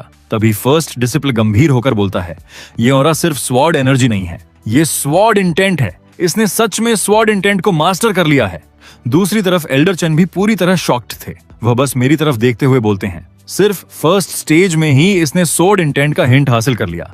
आखिर हो क्या रहा है? ये लड़का 10,000 साल में एक बार पैदा होने वाला स्वॉर्ड जीनियस है। तभी एल्डर म्यू अचानक और भी गंभीर होकर बोलते हैं, रुको, ये सिर्फ फर्स्ट स्टेज नहीं है, इसने अपनी असली पावर हाइड करके रखी है। ये असल में स्पिरिट गैदरिंग स्टेज के 4th स्टेज में है। और ये कोई ऑर्डिनरी स्वॉर्ड इंटेंट भी नहीं है। इसने पूरे 2/10वें हिस्से का स्वॉर्ड इंटेंट मास्टर कर लिया है। 2 अलग अलग प्रकार का स्वॉर्ड इंटेंट। स्वॉर्ड्समैनशिप के मामले में ये ज्यादातर मार्शल कोर कल्टिवेटर के साथ सीधे फाइट कर सकता है। कुछ देर बाद आसमान में छाए बादल धीरे धीरे हटने लगते हैं। मैं भी धीरे धीरे अपनी आंखें खोलता हूं और अपनी नई पावर को फील करते हुए मन ही मन सोचता हूं, तो यही है असली स्वॉर्ड मास्टरी का दाव। ऐसा लग रहा है जैसे मेरी पावर सीधे डबल हो गई हो। इसके बाद मैं एल्डर म्यू की तरफ देखकर सिर झुकाता हूं और बोलता हूं, disciple Ling Shao, thank you Elder. Elder mu हल्का सा स्माइल करके बोलते हैं, मैं तुम्हारी प्रोटेक्शन करूंगा बच्चे, इतना फॉर्मल होने की जरूरत नहीं है। क्या तुम मेरे स्टूडेंट बनना चाहते हो? ये सुनते ही आसपास मौजूद सभी डिसिपल पूरी तरह शॉक्ड हो जाते हैं। दूसरी तरफ सेकंड डिसाइपल को तो अपने कानों पर विश्वास ही नहीं हो रहा था। वह हैरानी से बोलता है, एक ग्रेव कीपर को एल्डर म्यू आखिर क्यों चूज करेंगे? एल्डर चेन भी शॉक्ड होकर मन ही मन सोचते हैं, एल्डर म्यू खुद किसी को डिसिपल बनाने का ऑफर दे रहे हैं। एल्डर म्यू मेरी तरफ देखकर बोलते हैं, तुम्हें अपने ग्रेव कीपर के काम की चिंता करने की जरूरत नहीं है। तुम्हारे जैसे टैलेंट के लिए उस जगह पर रहना पूरी तरह वेस्ट है। एल्डर चेन तुरंत बोलते हैं, एल्डर गंग, क्या उन्होंने इसे पहले ही लाइब्रेरी की सिक्योरिटी के लिए चूज कर लिया है? एल्डर म्यू हैरान होकर पूछते हैं, एल्डर गोंग खुद? एल्डर चेन जवाब देते हैं, हाँ, एल्डर गोंग जैसे व्यक्ति के अलावा शायद कोई और ऐसा नहीं है जिसकी वजह से एल्डर म्यू किसी टैलेंट को इतनी इंपॉर्टेंस दें। मैं सिर झुकाकर बोलता हूँ, आपकी काइंडनेस के लिए थैंक यू एल्डर म्यू, लेकिन मुझे पहले ही एक दूसरे एल्डर से बहुत बड़ा फेवर मिला है और मैंने उनसे एक प्रॉमिस भी किया है, इसलिए आपका स्टूडेंट बनने के बारे में मुझे थोड़ा टाइम लेकर सोचना होगा एल्डर म्यू। एल्डर म्यू हंसते हुए बोलते हैं, हाँ, कितना लॉयल और रिस्पेक्टफुल बच्चा है। मुझे पहले से ही पता था कि तुम स्पेशल हो, कोई प्रॉब्लम नहीं। अप्रेंटिस बनने की कोई हरी नहीं है। टेस्ट खत्म होने के बाद मेरे साथ आना, मैं तुम्हें एल्डर गंग से मिलवा दूंगा। तुम दोनों आमने सामने बैठकर सारी बातें क्लियर कर लेना। मैं सिर झुकाकर बोलता हूँ, जी, समझने के लिए थैंक यू एल्डर म्यू। इतना कहकर एल्डर म्यू वहां से चले जाते हैं। उनकी सारी बातें सुनकर आसपास मौजूद लोग पूरी तरह स्टनड रह जाते हैं। एल्डर चेन जोर से बोलते हैं, सब शांत हो जाओ, फर्स्ट राउंड चलता रहेगा। अब लिंग शाओ की बारी है। एक डिसाइपल दूसरे से पूछता है, तुम लोगों को क्या लगता है ये कितने पॉइंट्स स्कोर करेगा? दूसरा डिसाइपल बोलता है, ये स्वॉर्ड इंटेंट प्रोडिजी की रेनोरिटी है। दूसरा जवाब देता है, लेकिन इसका मतलब ये नहीं कि ये हर चीज में पावरफुल होगा। स्वॉर्ड इंटेंट और कल्टिवेशन 2 अलग चीजें हैं। सेकंड डिसाइपल कॉन्फिडेंस से बोलता है, मैं बेट लगा सकता हूं कि ये मुश्किल से ही सही लेकिन 1000 पॉइंट्स क्रॉस कर पाएगा। मैं बिना किसी एक्साइटमेंट के आगे बढ़ता हूं और स्टोन टारगेट पर हल्की सी पंच मारता हूं। बस एक पंच लगते ही स्टोन पर स्कोर दिखाई देता है 2000। ये देखकर आसपास के सभी लोग शॉक्ड होकर मेरी तरफ देखने लगते हैं। एक डिसाइपल हैरानी से बोलता है, इसने सिर्फ एक पंच मारा और उसी में 2000 पॉइंट्स। इसकी फिजिकल स्ट्रेंथ तो टेरिफाइंग है। दूसरी तरफ एल्डर चेन भी पूरी तरह हैरान थे। वह बोलते हैं, कोई स्वॉर्ड एनर्जी नहीं, कोई स्वॉर्ड इंटेंट नहीं, सिर्फ रॉ फिजिकल स्ट्रेंथ के दम पर इसने 2000 पॉइंट्स हासिल कर लिए। आखिर ये लड़का कितना पावरफुल है। ऊपर खड़े एल्डर म्यू भी ये सब ध्यान से देख रहे थे। एल्डर चेन अनाउंस करते हैं, लिंग शाओ 2000 पॉइंट्स, फिलहाल 3rd प्लेस पर है, ये नेक्स्ट राउंड में जाएगा। इसके बाद एल्डर चेन बोलते हैं, नेक्स्ट राउंड में होगा 1-on-1 ड्यूअल। फर्स्ट मैच लिंग शाओ वर्सेस सुनु। सुनु अरीना में आता है और रिस्पेक्टफुली बोलता है, सीनियर ब्रदर लिंग, प्लीज मुझे गाइड कीजिए। इतना कहते ही वह मुझ पर अटैक करता है और चिल्लाता है, ये लो रेडिएंट ट्रिपल स्ट्राइक। लेकिन वहां मैं था ही नहीं। मैं अचानक उसकी नजरों से गायब हो जाता हूँ। ये देखकर सुनु पूरी तरह कंफ्यूज्ड हो जाता है और तेजी से चारों तरफ देखने लगता है। तभी मैं अचानक उसके सामने अपीयर होता हूँ और उसकी फोरहेड पर बस हल्का सा फ्लिक करता हूँ। इतना सा टच होते ही वह दूर जाकर गिर जाता है। इसके बाद सेकंड मैच शुरू होता है जिसमें सेकंड डिसाइपल फाइट करता है और वह भी आसानी से जीत जाता है। इसके बाद फर्स्ट डिसाइपल का मैच शुरू होने वाला होता है और वह आगे बढ़ने लगता है। तभी एल्डर चेन अनाउंस करते हैं, नेक्स्ट मैच लिंग शाओ वर्सेस गुटन, यानी अब मेरा और सेकंड डिसाइपल का मुकाबला होने वाला था। सेकंड डिसाइपल मुझे देखकर बोलता है, लिंग शाओ तुम्हारी लक यहीं खत्म हो गई, अब मैं सबको दिखाऊंगा कि असली नंबर 1 कौन है। दूसरी तरफ एल्डर चेन एल्डर मुंह से कहते हैं, मुलाओ लिंग शाओ, ये लड़का सच में काफी पावरफुल है, लेकिन इसने अभी तक अपनी सोर्ड तक नहीं निकाली और न ही कोई सोर्ड इंटेंट यूज किया है। इसकी एंशिएंट ब्लेजिंग सोर्ड टेक्निक तो पहले ही परफेक्ट हो चुकी है।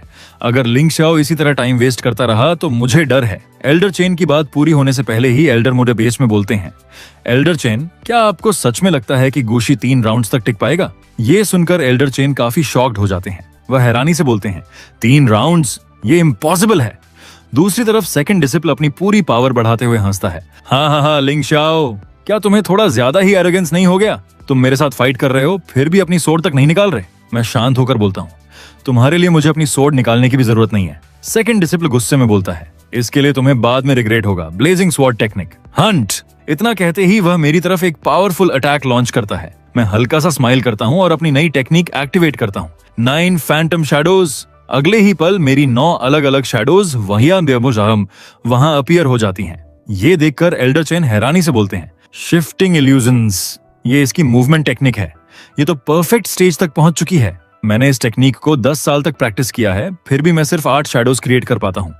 आखिर इसने इसे कितने समय से प्रैक्टिस किया होगा? एल्डर मुंह हंसते हुए बोलते हैं, हा, अब भी आपको लगता है कि गुशी, यानी मैं जिस लड़के की बात कर रहा हूँ, वो 3 राउंड्स तक टिक पाएगा। दूसरी तरफ मैं अपनी इल्यूजन्स की मदद से उसके सारे अटैक्स आसानी से डोडज कर रहा था।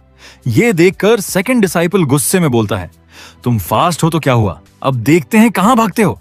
इसके बाद वह एक बहुत बड़ा अटैक लॉन्च करता है और चिल्लाता है, ब्लेज। देखते ही देखते उसका अटैक पूरे एरिया में फैल जाता है। ये देखकर आसपास मौजूद एक डिसाइपल चिल्लाता है, खत्म हो गया, पूरा अरीना आग से भर गया है, अब सच में इसके पास भागने की कोई जगह नहीं है। मैं हल्का सा स्माइल करता हूं और अपनी नई टेक्निक एक्टिवेट करते हुए बोलता हूं, माउंटेन शैटर पाम। जैसे ही मेरी टेक्निक एक्टिवेट होती है, चारों तरफ से मेरी ओर आने वाले सारे अटैक्स एक ही पल में डिस्ट्रॉय हो जाते हैं। ये देखकर सेकंड डिसाइपल पूरी तरह शॉक्ड हो जाता है और बोलता है, ये कैसे पॉसिबल है? मेरा ब्लेजिंग फील्ड, तुमने इसे इतनी आसानी से तोड़ दिया? मैं सरेंडर करता हूं। एल्डर चेन तुरंत अनाउंस करते हैं, लिंग शाओ इस बैटल का विनर है। आउटर सेट कंपटीशन का फाइनल शोडाउन, लिंग शाओ का मुकाबला होगा शिंगाओ से। तभी फर्स्ट सीनियर अरीना में आगे आता है और मेरी तरफ देखकर बोलता है, लिंग शाओ, तुम्हारी पावर का अंदाजा लगाना सच में इम्पॉसिबल है, लेकिन इस फाइट में मैं अपनी पूरी स्ट्रेंथ से लड़ूंगा, अपनी सोर्ड निकालो। ये सुनते ही आसपास मौजूद लोग काफी एक्साइटेड हो जाते हैं और अगला मैच देखने के लिए पूरी तरह रेडी हो जाते हैं। लेकिन फर्स्ट सीनियर कुछ देर मुझे देखने के बाद अचानक बोलता है, जूनियर ब्रदर लिंग शाओ, तुम्हारी स्ट्रेंथ के सामने मुझे खुद बहुत छोटा महसूस हो रहा है, इसलिए मैं इस फाइट में सरेंडर करता हूँ। ये सुनते ही आसपास मौजूद सभी लोग मेरी तरह ही पूरी तरह शॉक्ड रह जाते हैं। कुछ ही मोमेंट्स में फर्स्ट सीनियर ने सरेंडर कर दिया था। एल्डर चेन हैरानी से बोलते हैं, शिंगा, तुम्हें पता भी है कि तुम क्या बोल रहे हो? फर्स्ट सीनियर ब्रदर शिंगा शांत होकर जवाब देता है, एल्डर, मुझे पूरी तरह पता है कि मैं क्या कह रहा हूँ, लेकिन मैं ये भी उससे ज्यादा अच्छी तरह जानता हूँ कि जूनियर ब्रदर लिंग शाओ और मेरे बीच का गैप आसमान और जमीन जितना बड़ा है। जबरदस्ती फाइट करना सिर्फ खुद को एम्बैरेस करना होगा।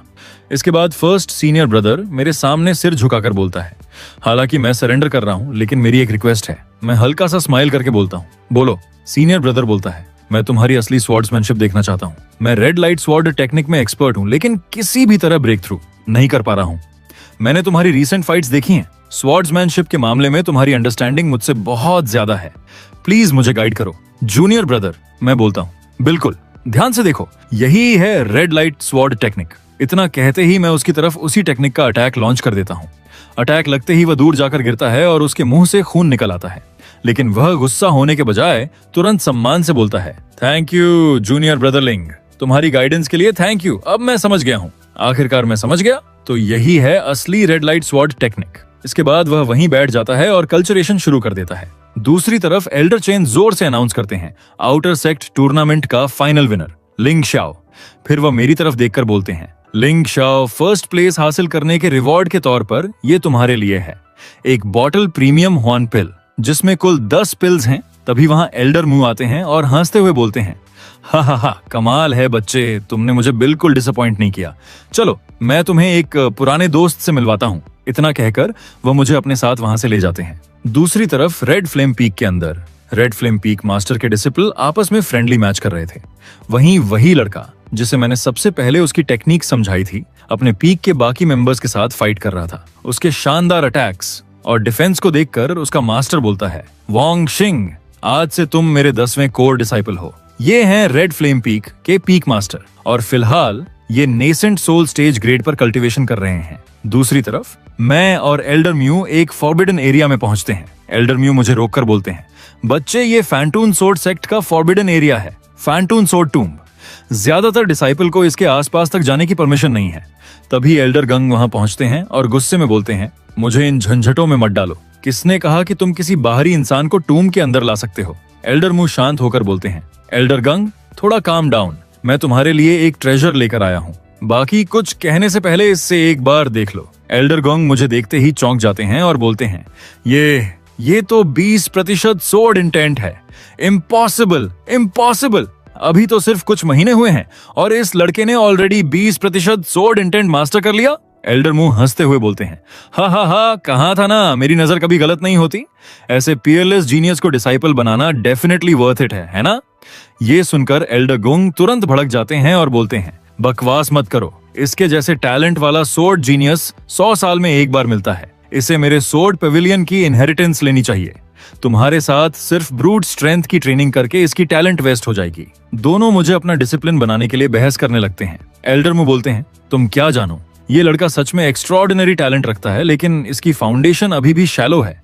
अगर ये इतनी जल्दी तुम्हारे सोर्ड पेविलियन की इनहेरिटेंस ले लेता है तो बहुत जल्दी बहुत सारे लोगों की नजर इस पर पड़ जाएगी। इससे अननेसेसरी डेंजर अट्रैक्ट होगा और ये ज्यादा समय तक सरवाइव नहीं कर पाएगा। मेरी बॉडी रिफाइनिंग टेक्निक इसे एक अनशेकेबल फाउंडेशन देगी। यही इसके लिए सही रास्ता है। एल्डर गंग तुरंत बोलते हैं, बकवास, मेरा सोर्ड पेविलियन हजारों साल से खड़ा है। हमारे पास अपनी प्रोटेक्शन मेथड्स हैं। यिनशाओ, इसकी बात मत सुनो, मेरे साथ सोर्ड की ट्रेनिंग करो। मुझे सिर्फ 10 साल दो, मैं गारंटी करता हूं कि तुम्हारा नाम हर जगह फेमस हो जाएगा।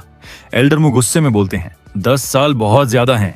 मेरे साथ बॉडी कल्टीवेशन करो, सिर्फ 3 साल में सेंट बन जाओगे और बिना किसी डर के पूरी दुनिया पर राज करोगे बच्चे। फिर एल्डर म्यू मेरी तरफ देखकर बोलते हैं, बस खड़े होकर मत देखते रहो, अपनी माउंटेन शैटर पाम दिखाओ। एल्डर गंग को भी अपनी एबिलिटी देखने दो, उसे एक असली प्रोडिजी की पावर दिखाओ। इसके बाद मैं अपनी पावर डिस्प्ले करता हूँ। मेरी स्ट्रेंथ देखते ही दोनों एल्डर पूरी तरह शॉक्ड हो जाते हैं और एक साथ बोल उठते हैं, हाय, 6th स्टेज, सच में 6th स्टेज, ये कैसे पॉसिबल है? एल्डर मुंह मुस्कुराकर बोलते हैं, देखा, ये बॉडी और सोर्ड दोनों तरह की कल्टीवेशन कर रहा है। यही इसके लिए सबसे सूटेबल पाथ है। एल्डर गंग शांत होकर बोलते हैं, खैर आखिरकार सभी पाथ्स शिखर तक ही पहुंचते हैं, लेकिन बच्चे, उनकी बात खत्म होने से पहले ही धीरे धीरे सुबह होने लगती है। फिर भी अब तक ये डिसाइड नहीं हो पाया था कि मेरा मास्टर आखिर कौन बनेगा। एल्डर गुंग गंभीर होकर बोलते हैं, चूंकि तुम इतने टैलेंटेड हो इसीलिए तुम्हें कुछ बातें जानना जरूरी है। एल्डर मुंह भी बोलते हैं, सही कहा, तुम्हें क्या लगता है हम दोनों असल में किस चीज के लिए फाइट कर रहे हैं? एल्डर गंग जवाब देते हैं, हम इस बात पर फाइट कर रहे हैं कि ग्रेटनेस के शिखर तक पहुंचने वाले 2 अलग पाथ्स में से तुम्हें किस पाथ को चूज करने का अधिकार मिलेगा। मैं हेवन क्लास से भी ऊपर की 10वे सोर्ड टेक्निक कल्टीवेट करता हूं। ये टेक्निक बेहद डोमिनेंट है। ये अनगिनत सोर्ड एनर्जी को एब्जॉर्ब करके अपनी पावर कंटिन्यूअसली बढ़ाती है। एक बार मास्टर्ड हो जाए तो बैटल में इसका कोई मुकाबला नहीं रहता। उनकी बात सुनकर मैं दोनों की पावर और टेक्निक्स के बारे में सोचकर काफी शॉक्ड हो जाता हूँ। मैं मन ही मन सोचता हूँ, सोर्ड एनर्जी को भी एब्जॉर्ब किया जा सकता है। एल्डर गंग आगे बोलते हैं, लेकिन कोई भी पावर फ्री में नहीं मिलती। ये मेथड बेहद वायलेंट है। सोर्ड एनर्जी जब शरीर के अंदर एंटर करती है तो दुश्मन को डैमेज करने के साथ साथ तुम्हारे अपने बॉडी को भी डैमेज करती है। जितना आगे बढ़ोगे उतना ही ये तुम्हारे शरीर और लाइफ स्पैन को कंज्यूम करेगी। जरा सी भी गलती हुई तो फिर तुम्हें कोई बचा नहीं पाएगा। एल्डर म्यू मेरी तरफ देखकर बोलते हैं, अब डर गए क्या? मेरी बात सुनो, मैं 9 nether demon suppression technique cultivate करता हूँ। ये भी हेवन क्लास से ऊपर की एक सुप्रीम आर्ट है। तुम्हारी माउंटेन शैटर पाम असल में इसी टेक्निक का सिर्फ शुरुआती चैप्टर है। मैं हैरानी से बोलता हूँ, ये बिगिनर लेवल था? एल्डर मुंह मुस्कुराकर बोलते हैं, बिल्कुल। एक बार तुम इस मार्क को पूरी तरह मास्टर कर लो तो तुम्हारा शरीर एक लिविंग सेंट जैसा बन जाएगा। फिर कोई भी चीज आसानी से तुम्हें डैमेज नहीं कर पाएगी। अपने पियर्स के बीच तुम्हारी डिफेंस पूरी तरह अनमैच्ड होगी। सामने वाला तुम्हारी तरफ कुछ भी थ्रो करे, तुम 1 इंच भी मूव नहीं करोगे। लेकिन ये पाथ और भी ज्यादा डिफिकल्ट है। हर ब्रेक थ्रू के लिए तुम्हें अपने बॉडी को टेम्पर करने के लिए बहुत सारे रेयर ट्रेजर्स चाहिए होंगे। यहाँ तक कि इसकी वजह से एक सेकंड रेट सेक्ट भी बैंकरप्ट हो सकती है। और जितना आगे बढ़ोगे ये पाथ उतना ही मुश्किल होता जाएगा। पूरी हिस्ट्री में बहुत कम लोग ही इसे मास्टर कर पाए हैं। एल्डर गंग गुस्से में बोलते हैं, यिन शाओ, तुम्हारे सामने दोनों पाथ्स हैं, अब चूज करो, आखिर तुम कौन सा पाथ लोगे। इसके बाद दूसरा एल्डर भी बहस आगे नहीं बढ़ाता। मैं दोनों के सामने पूरी रिस्पेक्ट के साथ सिर झुकाकर बोलता हूँ, सीनियर्स, मेरे इस बोल्ड सवाल के लिए मुझे माफ कीजिए, लेकिन क्या मैं दोनों की ट्रेनिंग एक साथ कर सकता हूँ। मेरी बात सुनते ही दोनों एल्डर पूरी तरह शॉक्ड हो जाते हैं। एल्डर मुंह हैरानी से बोलते हैं, क्या तुम पागल हो, इतने ग्रीडी हो क्या, खुद को समझते क्या हो, कोई एंशिएंट सेज। एल्डर गंग तुरंत बोलते हैं, अरे इन बातों को मजाक में मत लो, स्वॉर्ड और बॉडी कल्टीवेशन दोनों ही बेहद डीप और विशाल फील्ड्स हैं। सिर्फ एक को मास्टर करने के लिए भी पूरी जिंदगी कम पड़ सकती है। अगर तुम अपना फोकस दोनों में डिवाइड करोगे तो दोनों में ही एवरेज रह जाओगे। आखिर में तुम सिर्फ एक ऑर्डिनरी इंसान बनकर रह जाओगे। मैं दोनों की तरफ हल्का सा स्माइल करके बोलता हूँ, एल्डर्स, मुझे गाइड करने के लिए थैंक यू, लेकिन मेरी सोच थोड़ी अलग है। अटैक के लिए सोर्ड और डिफेंस के लिए शील्ड। जब दोनों मेरे पास हैं तो फिर किंग मैं ही हुआ ना, तो मुझे सिर्फ एक ही पाथ चूज करने की जरूरत क्यों है। एल्डर गंग गुस्से में बोलते हैं, तुम्हारे लिए कहना आसान है, क्या तुम्हें पता भी है कि एक साथ 2 अलग अलग फील्ड्स पर फोकस करना कितना मुश्किल है। आखिर में तुम्हारा अटेंशन स्प्लिट हो जाएगा और तुम दोनों ही पाथ्स को खराब कर दोगे।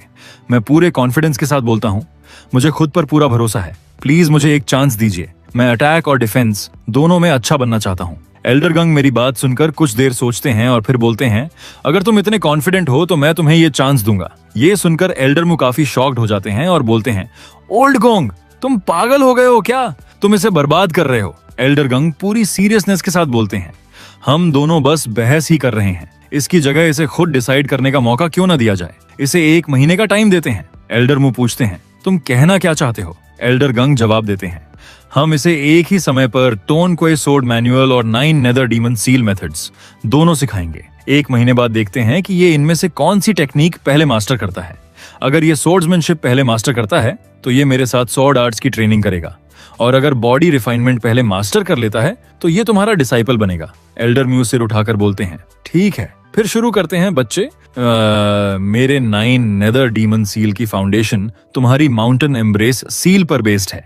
तुम्हें एक बहुत अच्छा अपॉर्चुनिटी मिल रहा है। एल्डर गंग भी बोलते हैं, लिंग शाओ, ये तुम्हारे लिए है, साथ ही मैं तुम्हें अपना ट्रेनिंग मेथड भी दूंगा, लेकिन याद रखना 1 महीने बाद चाहे जो भी हो तुम्हें एक पाथ जरूर चूज करना होगा। तुम्हारा फ्यूचर तुम्हारे अपने हाथों में है। दूसरी तरफ मैं वहीं बैठकर कल्टीवेशन करने लगता हूँ। मुझे देखकर दोनों एल्डर आपस में बात करते हैं। एल्डर म्यू हैरानी से बोलते हैं, इसने टोन क्वे सोर्ड मैनुअल और 9 नेदर डीमन सील दोनों सीख लिए हैं। क्या इसने सच में एक ही समय पर दोनों टेक्निक्स मास्टर कर ली।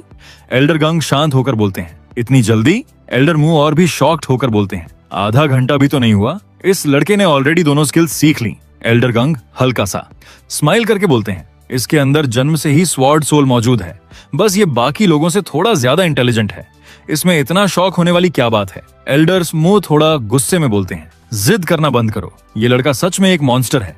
इसके बाद एल्डर गंग मुझे एक टोकन देते हैं और बोलते हैं, ये लो ब्रह्मा टोकन, इसके रहते तुम सोर्ड टूम के आउटर एरिया में फ्रीली आ जा सकते हो, लेकिन याद रखना कोर एरिया स्ट्रिक्टली फॉरबिडन है। तुम्हारी करंट स्ट्रेंथ के हिसाब से वहां का एनवायरनमेंट बेहद डेंजरस है, अंदर जाने की कोशिश मत करना। मैं टोकन लेकर सिर झुकाकर बोलता हूँ, थैंक यू एल्डर गंग। तभी एल्डर म्यू आगे आकर बोलते हैं, 9 नेदर डीमन सील की ट्रेनिंग के लिए बहुत ज्यादा स्पिरिचुअल एनर्जी चाहिए ताकि तुम्हारा बॉडी प्रॉपर्ली टेम्पर हो सके, लेकिन मेरे पास अभी कोई पिल नहीं है। ये नोट लेकर डांसिंग पीक पर जाओ और एल्डर चाओ के साथ एक्सचेंज करके 3 बॉटल्स फुजीवारा पिल लेकर आओ। मैं नोट लेते हुए हैरानी से बोलता हूँ, क्या। एल्डर म्यू तुरंत गुस्से में बोलते हैं, के क्या क्या, बस जाकर इतना कहना कि तुम्हें किस पागल ने भेजा है। अगर वो पिल देने से मना करे तो मैं उसका पिल फर्नेस ही तोड़ दूंगा। जल्दी जाओ और जल्दी वापस आओ, ट्रेनिंग में टाइम वेस्ट मत करना। मैं तुरंत दोनों एल्डर्स के सामने सिर झुकाकर बोलता हूँ, समझ गया, थैंक यू मोआंग।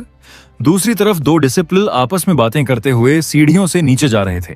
उनमें से एक बोलता है, सुना, हमारी सेक्ट में एक बहुत ही टेरिफाइंग इंसान आया है जो एक सर्वेंट डिसाइपल से सीधे इतना पावरफुल बन गया, लिंग शाओ। दूसरा डिसाइपल बोलता है, हाँ सुना है वो काफी डेयरिंग है, सेक्ट में एंटर करते ही बड़ी बड़ी बातें करने लगा है। कहते हैं कि एलीट रैंकिंग के वो सीनियर ब्रदर्स भी उसके सामने कुछ नहीं है। ये सारी बातें मैं वहां से गुजरते हुए सुन लेता हूँ और मन ही मन सोचता हूँ, मैंने ऐसी बात कब कही? ये रूमर तो पूरी तरह गलत है।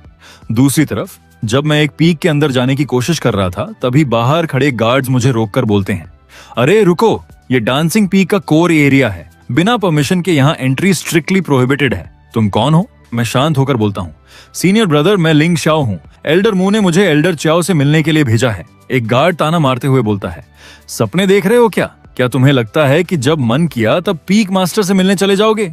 वापस जाओ और रास्ते में प्रॉब्लम क्रिएट मत करो।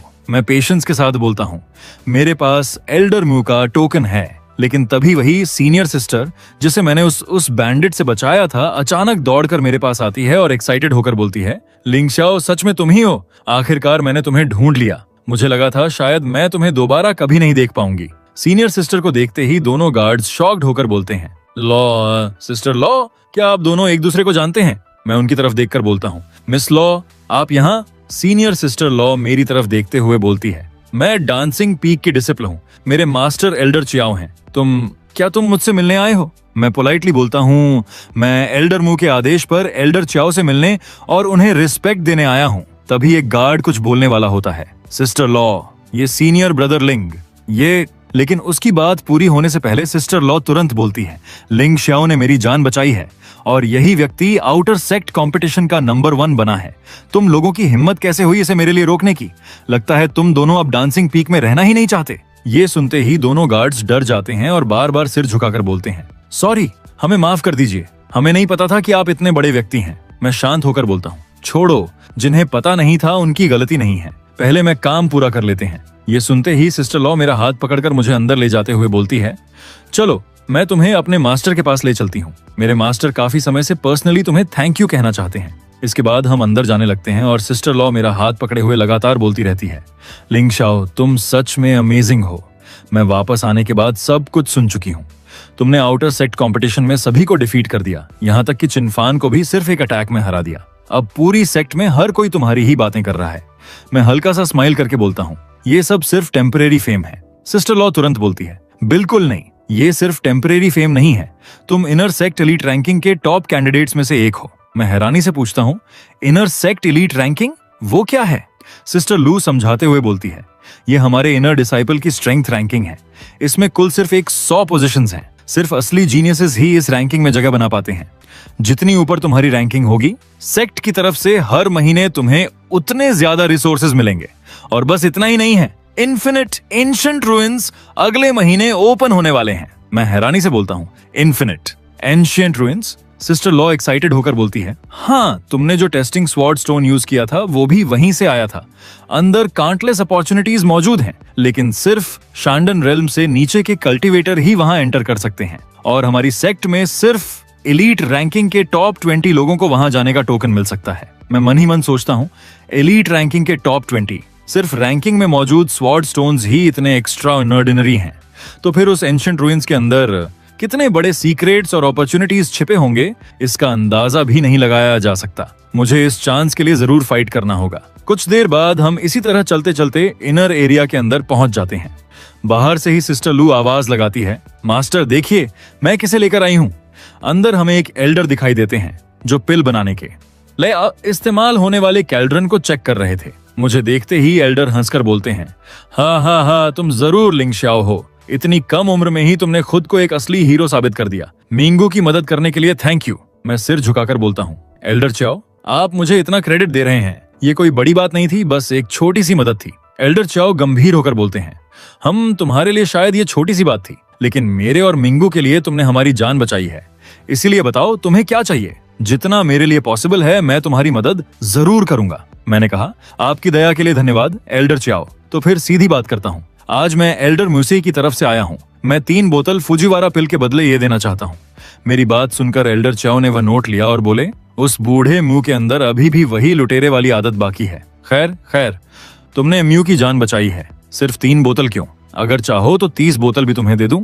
यह सुनकर मैं मन ही मन सोचने लगा, मतलब अगर मैंने सिस्टर लू की जान नहीं बचाई होती तो शायद आज मुझे खाली हाथ ही वापस जाना पड़ता। खैर, इसके बाद एल्डर चियाओ ने अपनी टेक्निक का इस्तेमाल किया और 3 बोतलें निकालकर मेरी तरफ बढ़ाते हुए बोले, ये लो 3 बोतल प्रीमियम फुजीवारा पिल, ये तुम्हारी कल्चरेशन के लिए काफी दिनों तक पर्याप्त रहेंगी। मैंने उनके सामने सिर झुकाकर कहा, धन्यवाद एल्डर चियाओ। तभी मैंने सामने की तरफ देखा और थोड़ा चौंक गया। मैं बोला, आपके सामने वो तो। मेरी बात पूरी होने से पहले ही अल्केमी एल्डर ने कहा, 3 नीडल फ्लावर और स्नो वैली लोटस दोनों ही प्रीमियम पिल रिफाइनिंग के लिए हाई क्वालिटी ऑक्सिलरी मटेरियल हैं। इनकी कीमत बेहद ज्यादा है। मैं मन ही मन सोचने लगा, ये आखिर कर क्या रहे हैं। ये सब देखकर सिस्टर लू ने अपने मुंह पर हाथ रखते हुए कहा, मास्टर क्या आप खुद लिंग शाओ के लिए प्रीमियम फुजीवारा पिल रिफाइनिंग करने वाले हैं? एल्डर चियाओ ने कहा, इस लड़के ने मिन्यू की जान बचाई है और एल्डर मु ने खुद इसकी रिकमेंडेशन की है। सिर्फ सामान्य पिल देकर इसके प्रति ग्रेटिट्यूड दिखाना काफी नहीं होगा। आज मैं इसे दिखाऊंगा कि असली फुजीवारा पिल आखिर होती कैसी है। सिस्टर लू खुशी से बोली, लिंग शाओ तुम सच में बहुत लकी हो। मेरे मास्टर पूरे ग्रेट वे डायनेस्टी के सिर्फ 3 7th ग्रेड एल्केमिस्ट में से एक हैं। यह सुनते ही मैं काफी शॉक्ड हो गया और मन ही मन सोचने लगा, 7th ग्रेड एल्केमिस्ट? सिस्टर लू ने कहा, बिल्कुल, एल्केमिस्ट बहुत ही रेयर होते हैं। उनका लेवल बढ़ाना भी बेहद मुश्किल होता है। हर हाई लेवल एल्केमिस्ट को बहुत ज्यादा रिस्पेक्ट दिया जाता है। यहाँ तक कि रॉयल फैमिली भी उन्हें पूरे सम्मान के साथ रिसीव करती है। ये सुनकर मैं मन ही मन सोचने लगा, तो एल्डर चियाओ सच में इतने बड़े और इम्पोर्टेंट व्यक्ति हैं। अब समझ आया कि एल्डर म्यू ने मुझे उनके पास क्यों भेजा था। दूसरी तरफ एल्डर चियाओ की टेक्निक देखकर मैं सोच रहा था, क्या कमाल की टेक्निक है। एल्डर चियाओ अपने खास पिल कॉल्ड्रन के अंदर अलग अलग तरह के हर्ब डाल रहे थे और लगातार अपनी टेक्निक परफॉर्म कर रहे थे। उनकी टेक्निक को ध्यान से देखते हुए मैं सोचने लगा, उनका हर स्टेप बिल्कुल परफेक्ट टाइमिंग पर कंप्लीट हो रहा है। एक पल का भी वेस्ट नहीं, जरा सा भी नहीं। सिस्टर लू भी ये सब कुछ बहुत ध्यान से ऑब्जर्व कर रही थी। कुछ देर बाद अचानक एक बड़ा रिएक्शन हुआ और कॉल्ड्रन के अंदर से 6 पिल्स बाहर निकल आए। ये देखते ही मिस लू बेहद खुश होकर बोली, वाह, पहली ही कोशिश में सक्सेस, और सभी 6 प्रीमियम ग्रेड हैं। कमाल है, सच में कमाल है। इसके बाद एल्डर चियाओ ने फिर से अपनी टेक्निक परफॉर्म की और कॉल्ड्रन के अंदर से 7 और हाई ग्रेड पिल्स निकाल लिए। फिर उन्होंने उन सभी पिल्स को बॉटल्स में रख दिया। मैं बोला, इस बार तो आपने 7 प्रीमियम पिल बना ली। एल्डर चियाओ ने कहा, लगता है मेरी पिल रिफाइनिंग स्किल फिर से इंप्रूव हो गई है।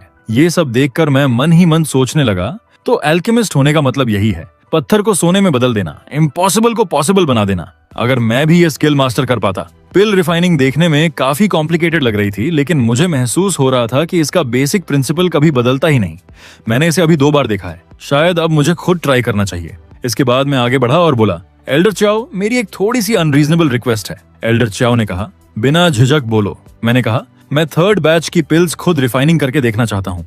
मेरी बात सुनते ही एल्डर चियाओ थोड़ा नाराज हो गए। उन्होंने कहा, लिंग शाओ, पिल रिफाइनिंग टाइम कंज्यूमिंग और काफी मेहनत वाला काम है। तुमने इसे पहले कभी ट्राई तक नहीं किया है। इस तरह अचानक शुरू करोगे तो हम ये सारे रेयर मटेरियल वेस्ट कर देंगे। मैंने कहा, मैं समझता हूँ, लेकिन अभी अभी आपको 2 बार देखकर मैंने काफी कुछ सीख लिया है। मैं अपनी अंडरस्टैंडिंग को खुद टेस्ट करके देखना चाहता हूँ। प्लीज मुझे एक बार ट्राई करने का मौका दीजिए। मेरी इतनी ज्यादा इंटरेस्ट देखकर एल्डर चियाओ ने भी आखिरकार कहा, ठीक है, ठीक है, जब तुम इतना इंसिस्ट कर रहे हो तो एक बार ट्राई करने देता हूँ। मिंग्यू, पीछे हट जाओ, किसी भी तरह से इसे डिस्टर्ब मत करना। सिस्टर लू घबरा गई और डरते हुए बोली, मास्टर, वो तो ब्लडबोन यूनियन और अर्थ कोर एसेंस हैं। आप सच में इसे इनका इस्तेमाल करने दे रहे हैं? एल्डर चियाओ ने शांत होकर कहा, मुझे पता है कि मैं क्या कर रहा हूँ। इसके बाद मैंने बिना कुछ कहे आगे कदम बढ़ाया। मैंने अपनी सोर्ड को पकड़ते हुए कहा, स्पार्क से वाइल्ड फायर बन जाओ। मेरे इतना कहते ही मेरी सोर्ड से लाल रंग की एनर्जी निकलने लगी और पिल कॉल्ड्रन के चारों तरफ फैलकर उसे लगातार एनर्जी देने लगी। तभी अचानक कैल्ड्रन के अंदर से असामान्य मात्रा में एनर्जी बाहर निकलने लगी। इस दृश्य को देखते ही सिस्टर लू बुरी तरह घबरा गई और डर कर बोली, खत्म, हम तो गए। कोई इस तरह पिल बनाता है क्या? ये तो अभी एक्सप्लोड हो जाएगा। लेकिन एल्डर चियाओ यह देखकर बुरी तरह चौंक गए। उन्होंने कहा, ये सब बकवास बंद करो। ये तो सोर्ड इंटेंट है, 2-fold सोर्ड इंटेंट। ये कैसे पॉसिबल है? तभी दिखाई दिया कि पिल कॉल्ड्रन के अंदर जितने भी हर्ब डाले गए थे वे सभी जलने लगे थे, यानी पिल बन रही थी। ये दृश्य देखते ही एल्डर चियाओ दौड़कर मेरे पास आए और बोले, इसकी फ्यूजन स्पीड मेरी स्पीड से 10 गुना ज्यादा है। दूसरी तरफ कॉल्ड्रन के अंदर अचानक एक बहुत बड़ा एक्सप्लोजन हुआ। सिस्टर लू डरकर बोली, ये एक्सप्लोड होने वाला है मास्टर। दूसरी तरफ मैंने कामली कमांड दिया, खोलो। जैसे ही कॉल्ड्रन का ढक्कन खुला, अंदर का नजारा देखकर सभी हैरान रह गए। सिस्टर लू ने शॉक्ड होकर कहा, 10, 10 पिल्स! सच में 10! अंदर 10 पिल्स देखकर एल्डर चियाओ भी बुरी तरह शॉक्ड रह गए। उन्होंने हैरानी से कहा, 100% सक्सेस रेट। हर एक पिल बिल्कुल परफेक्ट है, बल्कि मेरी बनाई हुई पिल से भी हायर क्वालिटी की। और ये इसका पहली बार पिल रिफाइनिंग करना है। ऊपर से पिल रिफाइनिंग के लिए 100 डार्ट्स का इस्तेमाल कर रहा है। ये तो एकदम परफेक्ट बैच है। मैंने अपनी पूरी जिंदगी पिल्स बनाई हैं और आज मैं एक लड़के से हार गया। एल्डर चियाओ ने मेरे द्वारा बनाई गई सभी पिल्स को हाथ में लिया और उनके चेहरे पर शॉक और डिसअपॉइंटमेंट दोनों साफ दिखाई दे रहे थे। फिर वे बुदबुदाते हुए बोले, जीनियस नहीं, मॉन्स्टर नहीं, जीनियस। तुम्हारा जन्म ही पिल्स बनाने के लिए हुआ है। तुम तो एक क्रेजी जीनियस हो। फिर उन्होंने मेरी तरफ देखते हुए कहा, लिंग शाओ, मेरी एक और रिक्वेस्ट है, प्लीज एक और बैच फुजीवरा पिल बना दो। मैंने कहा, बिल्कुल। इसके बाद मैं आगे गया और फिर से वही प्रोसेस शुरू कर दिया। मैंने अपनी सोड निकाली, अपनी टेक्निक परफॉर्म की, सभी हर्ब्स को कॉल्ड्रन के अंदर डाला, उसे बंद किया और फिर हीट देना शुरू कर दिया। कुछ समय बाद मैंने ढक्कन खोल दिया। पिल्स की खुशबू मिलते ही सीनियर सिस्टर बेहद खुश होकर बोली, वाह, इसकी खुशबू तो अमेजिंग है मास्टर, ये बैच तो पिछले वाले से भी ज्यादा रिच लग रहा है। एल्डर चियाओ तुरंत आगे बढ़े और अंदर देखा। पिल्स के अंदर से अजीब तरह का धुआं निकल रहा था। उस धुएं को देखकर सीनियर सिस्टर ने गलत समझ लिया और घबराकर बोली, मास्टर, उस पिल को देखिए, वो धुआं छोड़ रही है।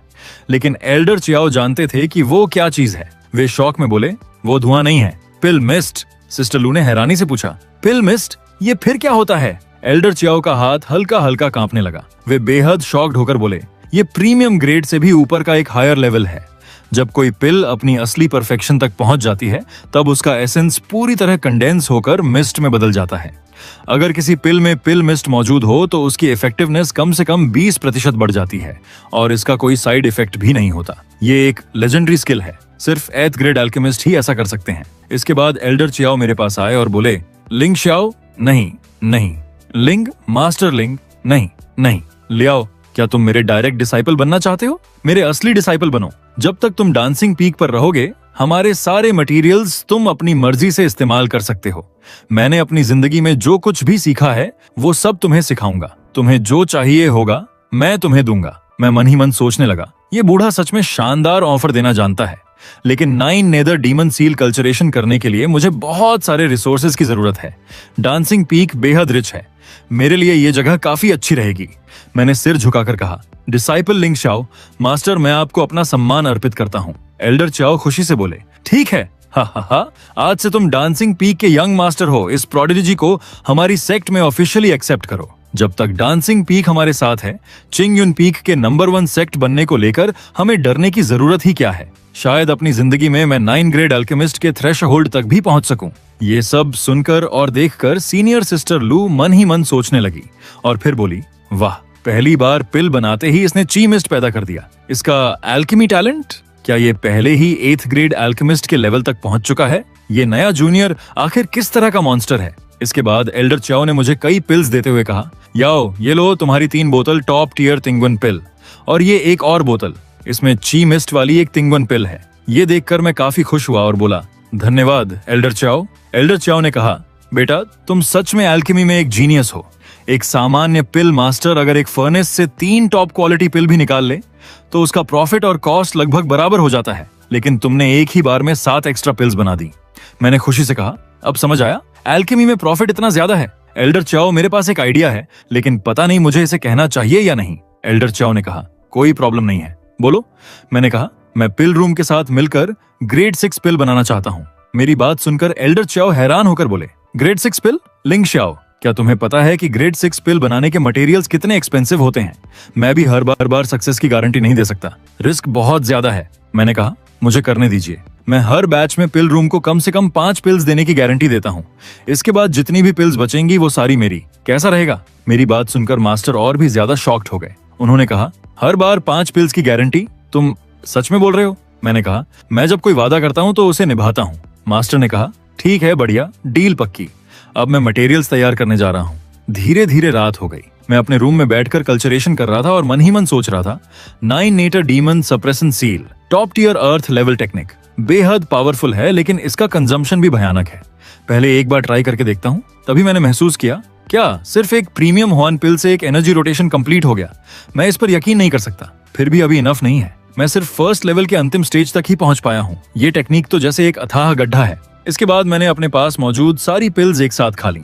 इतनी सारी पिल्स एक साथ खाने के बाद मुझे थोड़ा अनकंफर्टेबल महसूस होने लगा, इसलिए मैं तुरंत बैठ गया और तेजी से कल्टीवेशन शुरू कर दिया। धीरे धीरे मेरे शरीर का टेम्परेचर कम होने लगा। कुछ समय बीत गया। मैं मन ही मन सोचने लगा, आओसन सील अच्छा है, लेकिन 9 नेदर डीमन सप्रेशन सील के सामने उसका कोई कंपैरिजन ही नहीं है। दोनों में जमीन आसमान का फर्क है। इसके बाद धीरे धीरे रात खत्म हुई और सुबह हो गई। मैं बाहर निकला और बोला, मेरी कल्टीवेशन अभी भी फाउंडेशन एस्टैब्लिशमेंट में ही है। इनिशियल स्टेज से कोई इंप्रूवमेंट नहीं हुआ, लेकिन ये मसल, बोन और ब्लड एनर्जी 3 दिन पहले के मुकाबले में कम से कम 30% ज्यादा स्ट्रांग हूँ। 9 नेदर डीमन सप्रेशन सील सच में टेरिफाइंग है। कम से कम सेकंड अल्टीमेट के लिए जो मेहनत की थी वो पूरी तरह वर्थ इट रही। धीरे धीरे दोपहर भी हो गई। मास्टर और सीनियर सिस्टर आपस में बातें करते हुए वहां से आ रहे थे। तभी मैं बाहर निकला। मुझे देखते ही दोनों थोड़ा शॉक्ड हो गए। सीनियर सिस्टर ने मेरे हाथ पैर को ध्यान से देखा और बोली, जूनियर, क्या तुम्हें अभी अभी रीबर्थ मिला है क्या? मास्टर ने भी कहा, रुको, तुम्हारी ऑरा इतनी केओटिक क्यों लग रही है? एक मिनट, क्या ये 9 नेदर डीमन सप्रेशन सील है? मैंने कहा, मास्टर, आपकी नजर सच में बहुत शार्प है। मास्टर थोड़ा डिसअपॉइंटेड होकर बोले, बेवकूफ लड़के, तुमने वही टेक्निक क्यों चूज की? ये तो उस पागल बूढ़े मुंह की बनाई हुई एक बेकार टेक्निक है। सिस्टर ने भी कहा, हाँ लिटिल जूनियर, पूरी सेक्ट जानती है कि 9 नेदर डीमन सप्रेशन सील एक अथाह गड्ढा है। तुम चाहे कितने भी रिच क्यों ना हो, ये टेक्निक तुम्हें पूरी तरह बैंकक्रप्ट कर देगी। मास्टर ने मेरा हाथ पकड़कर कहा, लिंग शाओ, मेरी एडवाइस मानो। ये टेक्निक बहुत तेजी से रिसोर्सेज कंज्यूम करती है और इसके साइड इफेक्ट्स का तो कोई एंड ही नहीं है। तुम टैलेंटेड हो, इस टेक्निक के पीछे अपना टैलेंट वेस्ट मत करो। इसे छोड़ दो और फिर से शुरुआत करो। मैं मन ही मन सोचने लगा, छोड़ दूं? ये टेक्निक तो डीमन एम्परर तक को सप्रेस कर सकती है। तुम जैसे सामान्य लोग इसकी असली पावर को कैसे समझोगे? फिर मैंने कहा, चिंता मत कीजिए मास्टर, मुझे पता है कि मैं क्या कर रहा हूँ। मास्टर ने थककर कहा, हाय, रहने दो, तुम सच में एक जिद्दी गधे हो। जब तुम्हारे पास रिसोर्सेज की कमी है तो मेरे लिए कुछ पिल्स बना दो। जितनी ज्यादा पिल्स बनाओगे उतने ही ज्यादा रिसोर्सेज मैं तुम्हें दूंगा। चलो। इतना कहते हुए उसने मेरा हाथ पकड़ लिया और मुझे अपने साथ ले जाने लगा। पीछे से सीनियर सिस्टर बोली, जूनियर, तुम हर चीज में अमेजिंग हो, बस एक प्रॉब्लम है, तुम बहुत ज्यादा जिद्दी हो। इसके बाद पिल पवेलियन का सीन दिखाया गया। मैं वहीं खड़े खड़े पिल्स बना रहा था। मुझे देखकर मास्टर हंसते हुए बोले, हाँ, कमाल है, अब इन पिल्स के साथ देखते हैं बॉब पियर हमें कैसे हराता है। इसके बाद सीन बदलता है। वहां बहुत सारे डिसिपल्स आपस में बातें कर रहे थे। उनमें से एक ने कहा, देखो, डांसिंग पीक ने फिर से एक नया टास्क पोस्ट किया है। इस बार तुम्हें मिलेनियम स्नो माउंटेन फॉक्स और अर्थ फायर लोटस सीड कलेक्ट करना होगा। रिवॉर्ड है 1 बोतल ग्रेड 6 बोन रिन्यूअल पिल। ये सुनते ही सभी का इंटरेस्ट बढ़ गया। एक डिसाइपल ने कहा, सच में? डांसिंग पीक को आखिर हो क्या गया है? आजकल वो ग्रेड 6 पिल ऐसे बांट रहे हैं जैसे कैंडी हो। कुछ महीने पहले तक तो हमें एक पिल देखने का भी मौका नहीं मिलता था। दूसरे डिसिप्लिन ने कहा, कौन जाने, जो भी हो, टास्क ले लो। ज्यादा देर करोगे तो ये मौका भी हाथ से निकल जाएगा। दूसरी तरफ एल्डर मो वहां पहुंचे और बोले, सब लोग, हम ब्लैक मिस्ट फॉरेस्ट में लगभग आधे महीने से हैं। हमें सिर्फ आधे महीने के लिए यहाँ रुकना था, लेकिन इसके बीच कुछ एक्स्ट्रा दिन भी निकल गए। सब लोग कहाँ हैं? ओल्ड जेन, तुमने मुझे धोखा देने की हिम्मत कैसे की? तुमने कहा था कि उस लड़के को यहाँ लेकर आओगे, लेकिन अभी तक उसकी परछाई तक दिखाई नहीं दी। लगता है तुम्हारे उस चीप डिसाइपल को ढूंढने के लिए मुझे खुद यहाँ आना पड़ेगा। देखता हूँ आखिर तुमने कैसा वैल्यूएबल डिसाइपल छिपा कर रखा है। क्या तुम मुझे यहाँ ऐसे ही खड़ा रखते रहोगे? मैं तुम्हारे उस चीप डिसाइपल को टुकड़े टुकड़े कर दूंगा। इतना कहते हुए वह गुस्से में आगे बढ़ा और एल्डर गोंग के पास पहुंचकर चिल्लाया, ओल्ड वोंग, अभी बाहर निकलो। उसकी आवाज सुनते ही एल्डर गोंग ने गुस्से में जवाब दिया, पागल मुंह, यहाँ आकर किस बात का हंगामा कर रहे हो? एल्डर मो ने गुस्से में कहा, मैं हंगामा कर रहा हूँ? मुझसे ये सवाल पूछने की हिम्मत तुम्हारी कैसे हुई? तुमने कहा था कि 9 नेदर डीमन सप्रेशन सील की कल्चरेशन करने वाले उस लड़के से मेरी मुलाकात करवाओगे। इतने दिन हो गए, वो कहाँ है? क्या तुमने उसे छिपा कर रखा है? एल्डर गोंग ने हैरानी से कहा, कौन सा लड़का? मैंने कब तुमसे ऐसा वादा किया? आधे महीने से भी ज्यादा हो चुके हैं। इस पूरे समय मैं सिक्लूजन में कल्टीवेशन कर रहा था। इस दौरान मेरी किसी भी डिसाइपल से मुलाकात नहीं हुई। यह सुनकर एल्डर मो बुरी तरह चौंक गए और बोले, तुम? लेकिन उनके कुछ कहने से पहले ही एल्डर गोंग ने पूछा, तुमने मुझसे झूठ तो नहीं बोला था? एल्डर मो ने कहा, मैं तुमसे झूठ क्यों बोलूंगा? मेरा डिसाइपल लिंग शाओ आखिरी बार तुम्हारी लाइब्रेरी में जाने के बाद वापस नहीं आया। मुझे लगा तुमने उसे अपने पास रोक लिया है। एल्डर मो ने कहा, बकवास। वो अपनी टेक्निक चूज करने के बाद ही वहां से चला गया था। एल्डर गोंग ने तुरंत कहा, यह अच्छा नहीं है, जरूर कुछ गड़बड़ हुई है। मेरे लिए पता लगाओ कि पिछले आधे महीने से लिंग शाओ आखिर कहाँ है। इसके बाद दोनों हवा में उड़ते हुए पिल मास्टर पेविलियन के सामने पहुंचे। एल्डर मो ने कहा, मुझे खबर मिल गई है, वो सच में फैट चिया की जगह पर है। एल्डर गोंग ने भी रिपोर्ट करते हुए कहा, मुझे भी पता चल गया। लिंग शाओ को आधे महीने पहले एल्डर चियाओ डांसिंग पीक पर लेकर गए थे और तब से उसने माउंटेन छोड़ा तक नहीं है। एल्डर मो गुस्से में बोले, उस बूढ़े आदमी की इतनी हिम्मत कि उसने मेरे डिसाइपल को रोक कर रखा है। चलो जाकर देखते हैं। उससे पूछना ही पड़ेगा कि वो मेरे प्रेशियस डिसाइपल से यहाँ पिल रिफाइनिंग क्यों करवा रहा है, आखिर चल क्या रहा है। दूसरी तरफ पिल मास्टर किसी वजह से बेहद फ्रस्ट्रेटेड और परेशान होकर बैठा था। वह दुखी आवाज में कह रहा था, लिंगशाओ मेरे दोस्त, नहीं लॉर्ड लिंगशाओ, प्लीज मैं तुमसे रिक्वेस्ट करता हूँ, प्लीज यहाँ से चले जाओ। सच में मैं तुमसे हाथ जोड़कर रिक्वेस्ट कर रहा हूँ। दूसरी तरफ मैं अभी भी पिल बना रहा था और बोला, एल्डर चियाओ ऐसा मत कीजिए, मुझे तो काफी मजा आ रहा है। मैं अभी और कई बैच बना सकता हूँ। हमारी मिलेनियम स्नो कोरल और अर्थ फायर लोटस सीड भी जल्द ही पहुंचने वाली हैं, है ना? पिल मास्टर ने थकी हुई आवाज में कहा, उफ, उन चीजों की बात मत करो। तुम्हारी पिल्स के लिए मैंने डांसिंग पीक का सदियों पुराना स्टॉक लगभग खत्म कर दिया है। तुमने लगभग सब कुछ खाली कर दिया है। हमारे डिसाइपल्स ने ब्लैक मिस्ट फॉरेस्ट को लगभग पूरी तरह छान मारा है। अगर ये ऐसे ही चलता रहा तो अगले साल हमें अपनी सेक्ट तक बंद करनी पड़ सकती है। तभी दोनों एल्डर वहां पहुंच गए। एल्डर मो ने गुस्से में कहा, फैट चिया, तुमने मेरे डिसिप्लिन को यहाँ क्यों रोक रखा है? एल्डर चियाओ, ये ठीक नहीं हो रहा। उन्हें देखते ही पिल मास्टर दौड़कर आया और बोला, अरे ओल्ड जैन, ओल्ड मू, आखिरकार तुम दोनों आ ही गए। जल्दी से अपने इस प्रेशियस डिसाइपल को यहाँ से ले जाओ। एल्डर गोंग ये सुनकर बुरी तरह शॉक्ड हो गए। वे मन ही मन सोचने लगे, क्या हम तो सोच रहे थे कि इसने लिंग शाओ को यहाँ रोक रखा है। फिर उन्होंने पूछा, इसका मतलब क्या है? पिल मास्टर ने एल्डर गोंग का हाथ पकड़ लिया और लगभग रोते हुए बोला, वो तो रिसोर्सेज का एक अथाह गड्ढा है। सिर्फ आधे महीने में उसने सैनिंग हॉल के ग्रेड 7 से नीचे के सारे हर्ब्स खत्म कर दिए हैं। सब कुछ। हमारी जगह इतनी छोटी है कि सच में अब मैं उसे और संभाल नहीं पा रहा हूँ। प्लीज जल्दी से उसे यहाँ से ले जाओ। मेरी मिलेनियम स्नो माउंटेन फॉक्स, मेरी अर्थ फायर लोटस सीड, मेरे प्रेशियस हर्ब्स, मैंने इन्हें 8th ग्रेड एल्केमिस्ट बनने के लिए इतने सालों से बचा कर रखा था। यह सुनकर दोनों एल्डर पहले तो बुरी तरह शॉक्ड हो गए। उनमें से एक ने हैरानी से कहा, ये लड़का अब ग्रेड 7 पिल बना रहा है? एल्डर गोंग ने तुरंत कहा, फैटी, क्या तुम पागल हो गए हो? अपनी इतनी प्रेशियस कलेक्शन भी उसे दे रहे हो? उसे जो करना है करने दे रहे हो? पिल मास्टर रोते हुए बोला, मैं और क्या कर सकता हूँ? वो पहले ही 2 बार फेल हो चुका है, ये तीसरी कोशिश है। फिर भी वो जिद करके कह रहा है कि इस बार वो जरूर कर सकता है। और सच कहूं तो अब मुझे उसकी बात पर पूरी तरह विश्वास हो गया है। एल्डर मो ये सुनकर हैरान रह गए और बोले, 2 बार फेल होने के बाद भी तुम उसे ग्रेड 7 पिल के मटेरियल्स से प्रैक्टिस करने दे रहे हो? सिर्फ एक बैच के मटेरियल्स की कीमत ही अनबिलीवेबल है। पिल मास्टर ने कहा, उससे भी कहीं ज्यादा। बाद में मुझे पता चला कि उसके पास पर्याप्त मटेरियल्स नहीं थे, इसलिए उसने खुद ही और भी बहुत सारी चीजें ऐड कर दी, पता नहीं कैसी कैसी रैंडम चीजें। और वो दावा कर रहा है कि इससे सक्सेस रेट बढ़ेगा। मैं सैकड़ों सालों से जी रहा हूं, लेकिन मैंने आज तक किसी को इस तरह पिल बनाते हुए नहीं देखा। एल्डर गोंग ने कहा, तुम हद कर रहे हो। लिंग शाओ, बस करो जल्दी। ग्रेड 7 एलिक्सर के साथ ऐसे खेल नहीं किया जाता। मैंने हल्की सी चालाक मुस्कान देते हुए कहा, मास्टर चियाओ, एल्डर मू, आप दोनों बस देखते रहिए। एल्डर मू ने कहा, मैंने कहा था इस बार भी ये फेल होगा। इसके बाद मैंने अपनी टेक्निक परफॉर्म की और बड़ी मात्रा में हर्ब्स को कॉल्ड्रन के अंदर डालना शुरू कर दिया। ये देखकर एल्डर मो भी बुरी तरह शॉक्ड हो गए और बोले, इतनी महंगी महंगी चीजें ये इस तरह वेस्ट कर रहा है।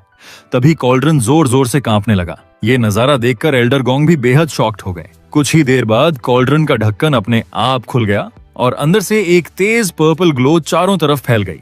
उस चमक को देखते ही तीनों एक साथ बोल उठे, शेन शेनमिंग ब्रेक थ्रू पिल। ये एक ऐसी टॉप टियर पिल है जो शेन पिल रेल्म में ब्रेक थ्रू करने की पॉसिबिलिटी को काफी बढ़ा देती है। और यहाँ तो 2 हैं, सिर्फ एक फर्नेस से 2 पिल्स। ये कैसे पॉसिबल है, वो भी एक साथ? पिल एल्डर ने कहा, हाँ एक साथ ही। एल्डर गोंग हैरानी से बोले, क्या तुमने गलत तो नहीं देखा? पिल मास्टर ने कहा, तुम दोनों खुद इस पिल को अच्छे से देखो। इसके चारों तरफ मौजूद ये हल्की सी मिस्ट ही पीक ग्रेड पिल की पहचान है। सिर्फ इस एक पिल की कीमत मेरी तीनों बैच की सभी पिल्स की टोटल कीमत से 100 गुना ज्यादा है। एल्डर मो ने कहा, अगर इसे यूज किया जाए तो हमारी 100 डीमन सेक्ट में निश्चित रूप से एक और शेन पिल रेल्म एक्सपर्ट तैयार हो जाएगा। इसके बाद मैंने दोनों पिल्स मास्टर को देते हुए कहा, एल्डर चियाओ, मैंने आपसे किया अपना प्रॉमिस पूरा कर दिया। पिल्स मास्टर ने भावुक होकर कहा, ओह लिंग शाओ, तुमने मेरे लिए जो किया है उसकी वैल्यू उन मटेरियल्स से कहीं ज्यादा है जो मैंने तुम्हें दिए थे। आज से डांसिंग पीक का कोई भी हर्ब तुम अपनी मर्जी से यूज कर सकते हो। अगर हमारे पास पर्याप्त नहीं हुआ तो मैं खुद जाकर और कलेक्ट करके लाऊंगा। लेकिन इस खुशी के माहौल में एल्डर मो ने कहा, लिंग शाओ, ओल्ड गोंग के साथ कि तुम्हारे आधे महीने वाले बेट को याद है ना? अब सिर्फ 10 दिन बाकी हैं। तुम हर दिन यहाँ पिल्स बनाने में बिजी रहते हो। अपना फोकस ज्यादा मत भटकने देना। मैंने उन्हें भरोसा दिलाते हुए कहा, चिंता मत कीजिए एल्डर मू। पिल रिफाइनिंग के साथ साथ मैं 9 नेदर डीमन सील की भी प्रैक्टिस कर रहा हूँ। सिर्फ टोन कोए सोर्ड टो में अभी तक शुरू नहीं किया है। अगले 10 दिन मैं ब्रह्मा सोर्ड टूम जाकर ट्रेनिंग करूंगा। एल्डर मो ने कहा, 10 दिन? 9 नेदर डीमन सील बेहद कॉम्प्लिकेटेड है। इसे सिर्फ शुरू करना ही बहुत मुश्किल है। अगर तुम 10 दिनों के अंदर टोन कोए सोर्ड टो मास्टर कर पाए तो फिर उन्होंने बात अधूरी छोड़ते हुए कहा, रहने दो, छोड़ो, अपनी टेक्निक चलाकर दिखाओ, मुझे भी देखने दो। कहीं हारने के बाद तुम्हारी हालत बहुत खराब ना हो जाए। मैंने कहा, ठीक है। उन्हें गलत साबित करने के लिए मैंने वहीं उनके सामने उनकी दी हुई टेक्निक परफॉर्म करना शुरू कर दिया। मेरी पीठ के पीछे उभरती हुई शैडो को देखते ही एल्डर मो बुरी तरह चौंक गए और बोले, हाँ, ये तो 9 नेदर डीमन सील का 3rd लेवल है, और वो भी 3rd लेवल के मिडिल स्टेज पर। एल्डर गोंग बार बार अपनी आंखें मलते हुए बोले, इम्पॉसिबल, अभी तो सिर्फ कुछ ही दिन हुए हैं। एल्डर मो हंसते हुए बोले, हाँ, ओल्ड गोंग, देखा तुमने? ये सब सुनकर और देखकर पिल मास्टर भी शॉक में आ गया और बोला, 10 दिन की बात हुई थी लेकिन 5 दिन भी नहीं लगे। ये पहले ही डीमन सील के 3rd लेवल के मिडिल स्टेज तक पहुंच गया है। क्या तुम्हें सच में लगता है कि तुम्हारा सोर्ड टो में से हरा पाएगा? सपने देखते रहो बापू। ये सब देखकर एल्डर गोंग ने कहा, तुम अभी तक ऐसे शॉक्ड होकर खड़े क्यों हो? हाँ? फिर मास्टर ने कहा, इन बचे हुए 10 दिनों में तुम कहीं नहीं जाओगे, ब्रह्मा सोर्ड टूम्ब में ही रहोगे। मैं खुद तुम्हें ट्रेन करूंगा। इतना कहते हुए वह मुझे वहां से अपने साथ ले गया। ये देखकर एल्डर मो फिर गुस्से में आ गए और बोले, अरे ओल्ड गोंग, कितने शेमलेस हो तुम, अब तो चीटिंग भी शुरू कर दी। दूसरी तरफ एल्डर गोंग मुझे एक अलग टूम एरिया में लेकर गए और बोले, बेटा ध्यान से देखो, यही ब्रह्मा सोर्ड टूम का अंदरूनी हिस्सा है। यहाँ युगों से हमारी सोर्ड डीमन सेक्ट के सभी कोर डिसाइपल और डायरेक्ट डिसाइपल को दफनाया गया है। हर एक टूम के अंदर सोर्ड इंटेंट मौजूद है। अगर तुम ध्यान से महसूस करो तो कम से कम रियल लेवल तक की सोर्ड इंटेंट यहाँ देख सकते हो। मैंने पूछा, मास्टर आप मुझे यहाँ लेकर आए हैं? मास्टर ने कहा, ओल्ड मू सही कह रहा था। अगर तुम सामान्य तरीके से ट्रेनिंग करोगे तो 10 दिनों में कहीं नहीं पहुंच पाओगे। शायद इस जगह के अंदर भी एंटर नहीं कर पाओगे। लेकिन मुझे तुम्हारी ट्रेनिंग तेजी से आगे बढ़ाने का एक तरीका पता है। अपनी सोर्ड निकालो, इसे ऊपर उठाओ। इतना कहते ही उसने आसपास मौजूद सैकड़ों सोर्ड्स को अचानक हवा में उठा दिया। ये दृश्य देखकर मैंने मास्टर से कहा, अरे मास्टर, क्या आप मुझे सिर्फ इसलिए मारना चाहते हैं क्योंकि मैंने आपकी टेक्निक ठीक से नहीं सीखी? मास्टर ने कहा, यही तो सोर्ड बॉडी को फोकस करने का असली एसेंस है। ये सिर्फ प्रैक्टिस नहीं है, ये एक तरह की टेम्परिंग है। हजारों सोर्ड ऑरा का इस्तेमाल करके खुद को टेम्पर करना सीखो और असली रास्ते की तलाश करो। मैंने सोर्ड को कसकर पकड़ लिया। तभी उसने आसपास की सभी सोर्ड्स को कंट्रोल करना शुरू किया और वे सभी मेरी तरफ तेजी से अटैक करने लगीं। मैंने पूरी ताकत से डॉज करने की कोशिश की, लेकिन फिर भी कई सोर्ड्स मेरे शरीर से टकरा गईं। मास्टर ने चिल्लाकर कहा, आह बेवकूफ, सिर्फ पकड़कर रखने से भी बुरा है ब्लॉकिंग करना, और ब्लॉकिंग से भी ज्यादा बेकार है सिर्फ गाइडिंग करना। टोन क्वाए, सोर्ड टोम को एक्टिवेट करो और इन सोर्ड ऑरा को अपनी खुद की पावर में बदलो। उसकी बात सुनते ही मैंने जोर से चीखते हुए अपनी टेक्निक परफॉर्म करना शुरू कर दी। कुछ ही समय में आसपास का सारा माहौल अचानक शांत हो गया। ये दृश्य देखकर एल्डर गोंग भी बुरी तरह शॉक्ड हो गए। उन्होंने हैरानी से कहा, हाँ, तुमने सच में यहाँ मौजूद सारी सोर्ड ऑरा अब्सॉर्ब कर ली। मैंने सिर झुकाकर कहा, मास्टर, अपने डिसिप्लिन की मदद करने के लिए धन्यवाद। मैंने आपको निराश नहीं किया। मेरी बात सुनते ही वह पागलों की तरह हंसने लगा और बोला, हा, बहुत अच्छा, बहुत ही अच्छा ओल्ड मू, इस बार तुम पूरी तरह हार गए। मैं खुशी से मास्टर से बोला, मास्टर, मैं सिर्फ पीक स्पिरिट गैदरिंग स्टेज तक ही नहीं पहुंचा हूं, बल्कि मैंने टोन क्वे सोर्ड आर्ट और 9 नेदर डीमन सील के बीच एक और खास चीज भी डिस्कवर की है। लगता है मैं इन दोनों को एक साथ ट्रेन कर सकता हूं, बल्कि ये दोनों एक दूसरे के लिए परफेक्ट कॉम्प्लीमेंट हैं। मेरी बात सुनकर मास्टर गुस्से में बोले, हूँ छोटे मॉन्स्टर, ट्रेनिंग करके काफी मजा आया है ना, लेकिन इस स्पीड से मेरी ब्रह्मा स्वॉर्ड सीड को दोबारा नॉर्मल होने में कई दशक लग जाएंगे।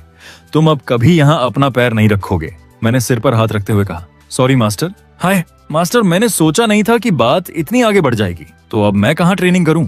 मेरी बात सुनकर मास्टर थोड़ा गुस्से में बोले, जाओ जाओ जाओ, मैं तुम्हें यहाँ रोक नहीं रहा हूँ, कहीं और जाकर ट्रेनिंग करो, और बिल्कुल सही समय पर। प्राइमोर्डियल रेलिक साइट कुछ ही दिनों में ओपन होने वाला है। वहाँ बहुत सारे अपॉर्चुनिटीज हैं। तुम्हारे जैसे रेकलेस लड़कों के लिए ये जगह एकदम परफेक्ट है। जाओ और वहाँ अपना नाम बनाओ। यह सुनकर मैं थोड़ा शॉक्ड हुआ और बोला, एंशिएंट रुइंस, मैं जाना चाहता हूँ, क्या कोई रिक्वायरमेंट है? मास्टर ने कहा, वहाँ पार्टिसिपेट करने के लिए हमारी सेक्ट से एक स्पॉट हासिल करना होगा। सिर्फ किसी एल्डर के डायरेक्ट डिसाइपल या इनर सेक्ट एलीट रैंकिंग के टॉप 50 में रहने वाले लोगों को ही एक स्पॉट मिल सकता है। मैं थोड़ा हैरान होकर बोला, एलीट रैंकिंग के टॉप 50? लेकिन मैं तो अभी सिर्फ एक सामान्य इनर डिसाइपल हूँ। इसका मतलब एक स्पॉट हासिल करने के लिए मुझे रैंकिंग में फाइट करके ऊपर जाना होगा। आपकी गाइडेंस के लिए धन्यवाद मास्टर। मैं अभी एलीट रैंकिंग को चैलेंज करने जा रहा हूँ। इतना कहकर मैं वहां से निकल आया। इसके बाद मैं एक दुकान पर पहुंचा था और बोला, ओल्ड शेया, मुझे इनर सेक्ट एलीट रैंकिंग की एक पूरी लिस्ट ला कर दो। मैं नीचे से शुरू करके एक एक करके सबको चैलेंज करूंगा। फिर मैंने मन ही मन सोचा, इस तरह तो बहुत टाइम लग जाएगा। मुझे रैंकिंग में मुझसे काफी ऊपर वाले किसी व्यक्ति को चुनना होगा। जब तक वो मेरा स्टेपिंग स्टोन बन सकता है, मेरे लिए इतना ही काफी है। मिल गया वही आदमी। इसके बाद मैं एक लड़के के पास गया और पूछा, स्पिरिट स्टोन कमाना चाहते हो? लड़का तुरंत एक्साइटेड होकर बोला, हे सीनियर ब्रदर, बताइए आपको क्या चाहिए। मैंने उसे 100 लो ग्रेड स्पिरिट स्टोन देते हुए कहा, ये लो 100 लो ग्रेड स्पिरिट स्टोन, मुझे जू जिंगयन के पास लेकर चलो। वो एलीट रैंकिंग में रैंक 80 पर है। लड़का स्टोन का बैग लेकर बेहद खुश हो गया और बोला, 100 स्टोन? सीनियर ब्रदर, आप सीनियर ब्रदर को क्यों देखना चाहते हैं? उनका मूड बहुत खराब रहता है। मैंने कहा, ऐसी कोई बड़ी बात नहीं है, मैं बस एक फ्रेंडली मैच करना चाहता हूँ। वह हैरानी से बोला, मैच? हो ठीक है, इस रास्ते से आइए। सीनियर ब्रदर की केव पहाड़ की लगभग बीच वाली ऊंचाई पर है। हम दोनों ऊपर की तरफ चलते गए। रास्ते में मैंने कहा, सच में ये जगह एक एलीट डिसाइपल के लिए बिल्कुल परफेक्ट है। यहाँ की स्पिरिचुअल एनर्जी आउटर सेक्ट की तुलना में लगभग 10 गुना ज्यादा डेंस है। लड़के ने कहा, हाँ सीनियर ब्रदर, यहाँ सिर्फ इनर सेक्ट के जीनियसेस ही रहते हैं। वो जो प्राइवेट कोर्टयार्ड आप देख रहे हैं, एलीट रैंकिंग के नंबर 80 सीनियर ब्रदर वूजिंग का घर वहीं है। मैंने उस लड़के से कहा, ठीक है, तुम यहीं वेट करो। इसके बाद मैं अंदर गया और जोर से चिल्लाया, एलीट रैंकिंग के नंबर 80, अभी अभी प्रमोशन पाया हुआ इनर डिसिप्लिन लिंग शाओ आपको चैलेंज करने आया है। मेरी आवाज सुनते ही कई लोग बाहर निकल आए। उनके पीछे एलीट रैंकिंग के नंबर 80 पर मौजूद मेंबर भी बाहर आया और चिल्लाकर बोला, तो तुम ही लिंग शाओ हो? तुम्हारे जैसा कोई नहीं सा इनर डिसिप्लिन मुझे चैलेंज करने की हिम्मत कर रहा है। मैंने कहा, ज्यादा बातें मत करो, एक्सेप्ट करोगे या नहीं? वह हंसते हुए बोला, हा, ठीक है। फिर बहुत दिनों से किसी ने मुझसे इस तरह बात करने की हिम्मत नहीं की। चूंकि तुम मरने के लिए इतने ईगर हो तो मैं तुम्हारी हेल्प कर देता हूँ। इतना कहते ही उसने मुझ पर हमला कर दिया और चिल्लाया, मेरी बुल चेजिंग फिस्ट देखो। पास खड़ा एक डिसिप्लिन तुरंत बोला, नहीं, वो रैम्पेजिंग बुल फिस्ट है। सीनियर ब्रदर अपनी पूरी पावर से अटैक कर रहे हैं। मैंने उसकी तरफ आते हुए अटैक को देखा। वह लड़का मुझे ऊपर तक ले जाने के बाद कॉन्फिडेंस से सोच रहा था कि अब सब खत्म हो गया, लेकिन मैंने सिर्फ एक हाथ से उसकी पूरी पंच को रोक दिया। वह बुरी तरह शॉक्ड होकर बोला, नहीं, इम्पॉसिबल। अगले ही पल मैं अचानक उसकी आंखों के सामने से गायब हो गया। वह घबराकर बोला, जो वो कहाँ गया? तभी मैं उसके सामने प्रकट होकर बोला, बहुत स्लो हो। इसके बाद मैंने उसे एक जोरदार किक मारी और वह दूर जाकर जमीन पर जा गिरा।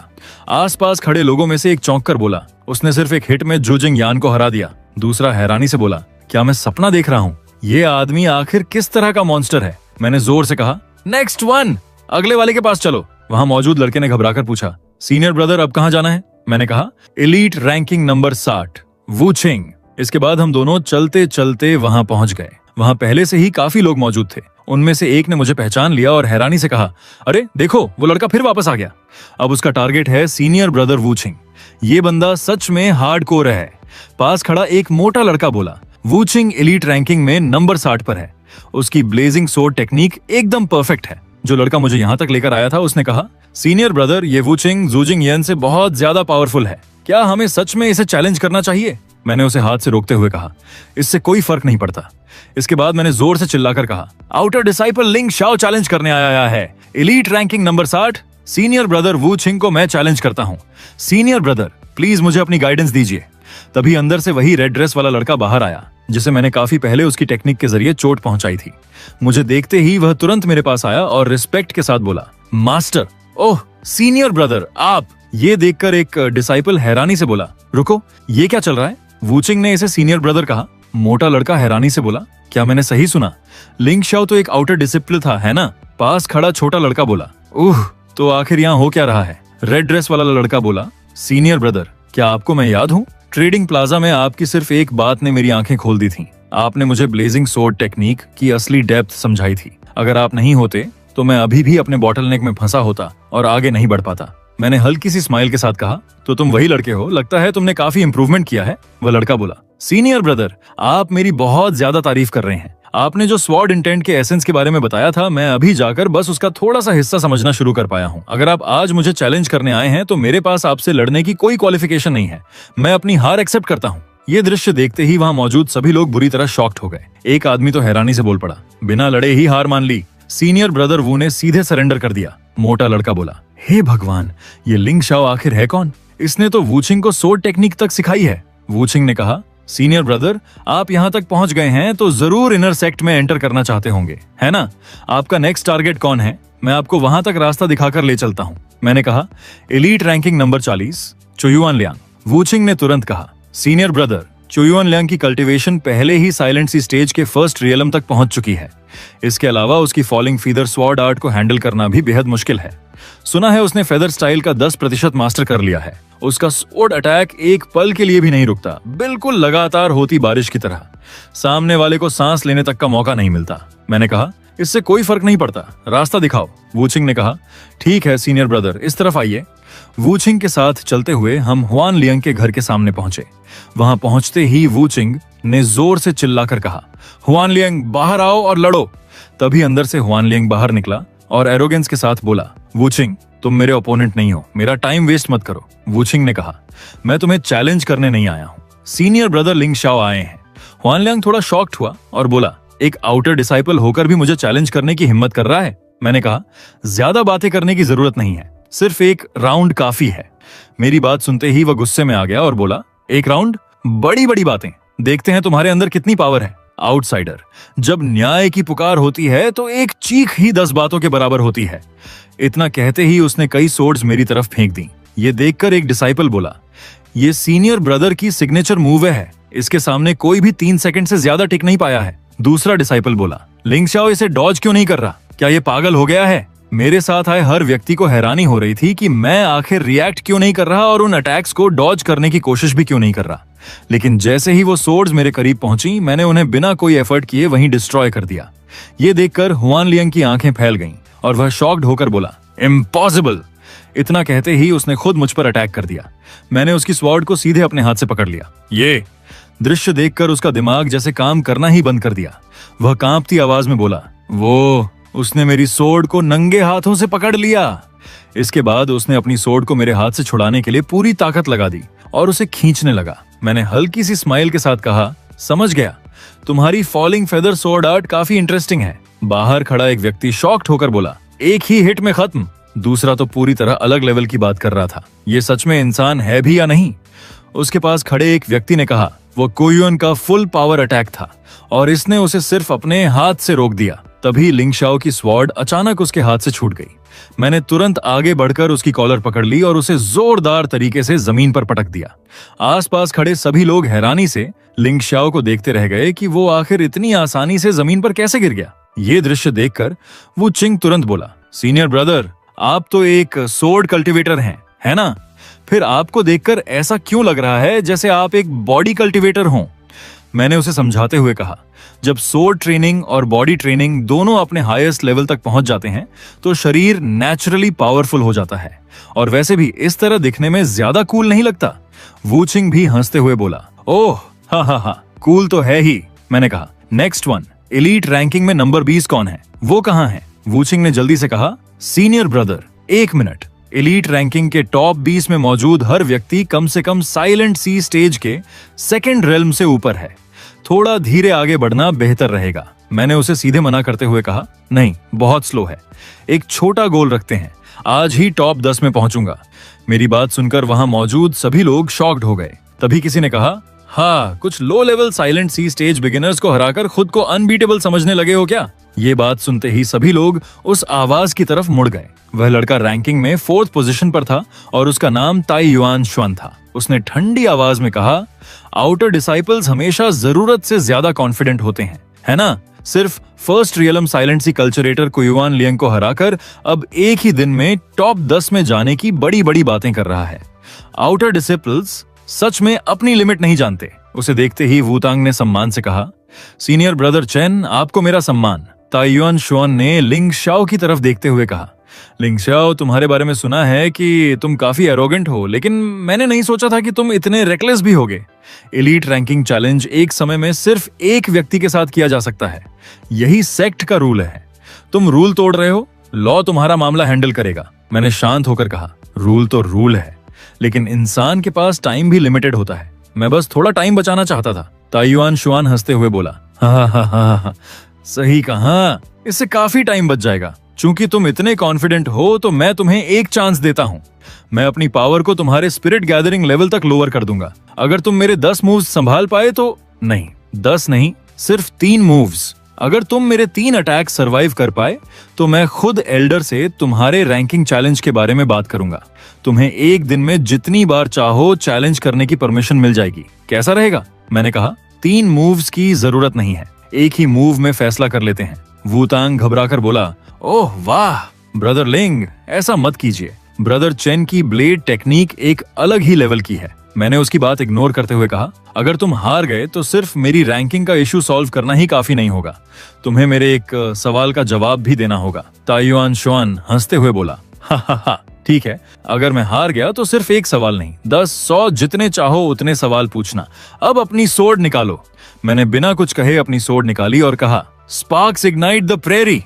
मेरे हाथ में मौजूद सोर्ड से अचानक भयंकर फ्लेम्स निकलने लगी। ये दृश्य देखकर ताइयुआन शुआन थोड़ा घबरा गया और बोला, इम्पॉसिबल, ये इतना पावरफुल कैसे हो गया? इसके बाद हम दोनों के बीच जबरदस्त फाइट शुरू हो गई। कुछ ही देर में मैंने उसे पूरी तरह हरा दिया। वहां मौजूद सभी लोग शॉक्ड रह गए। वूतांग खुशी से चिल्लाया, वो जीत गया, सच में जीत गया। लेकिन ताइयुआन शुआन ने तुरंत कहा, मैं अभी हार नहीं मानता। मानता हूं कि तुम्हारा सोर्ड इंटेंट पावरफुल है, लेकिन मेरा ब्लेड भी कमजोर नहीं है। मेरा बेस्ट मूव संभालो, ब्लैक मून स्लैश।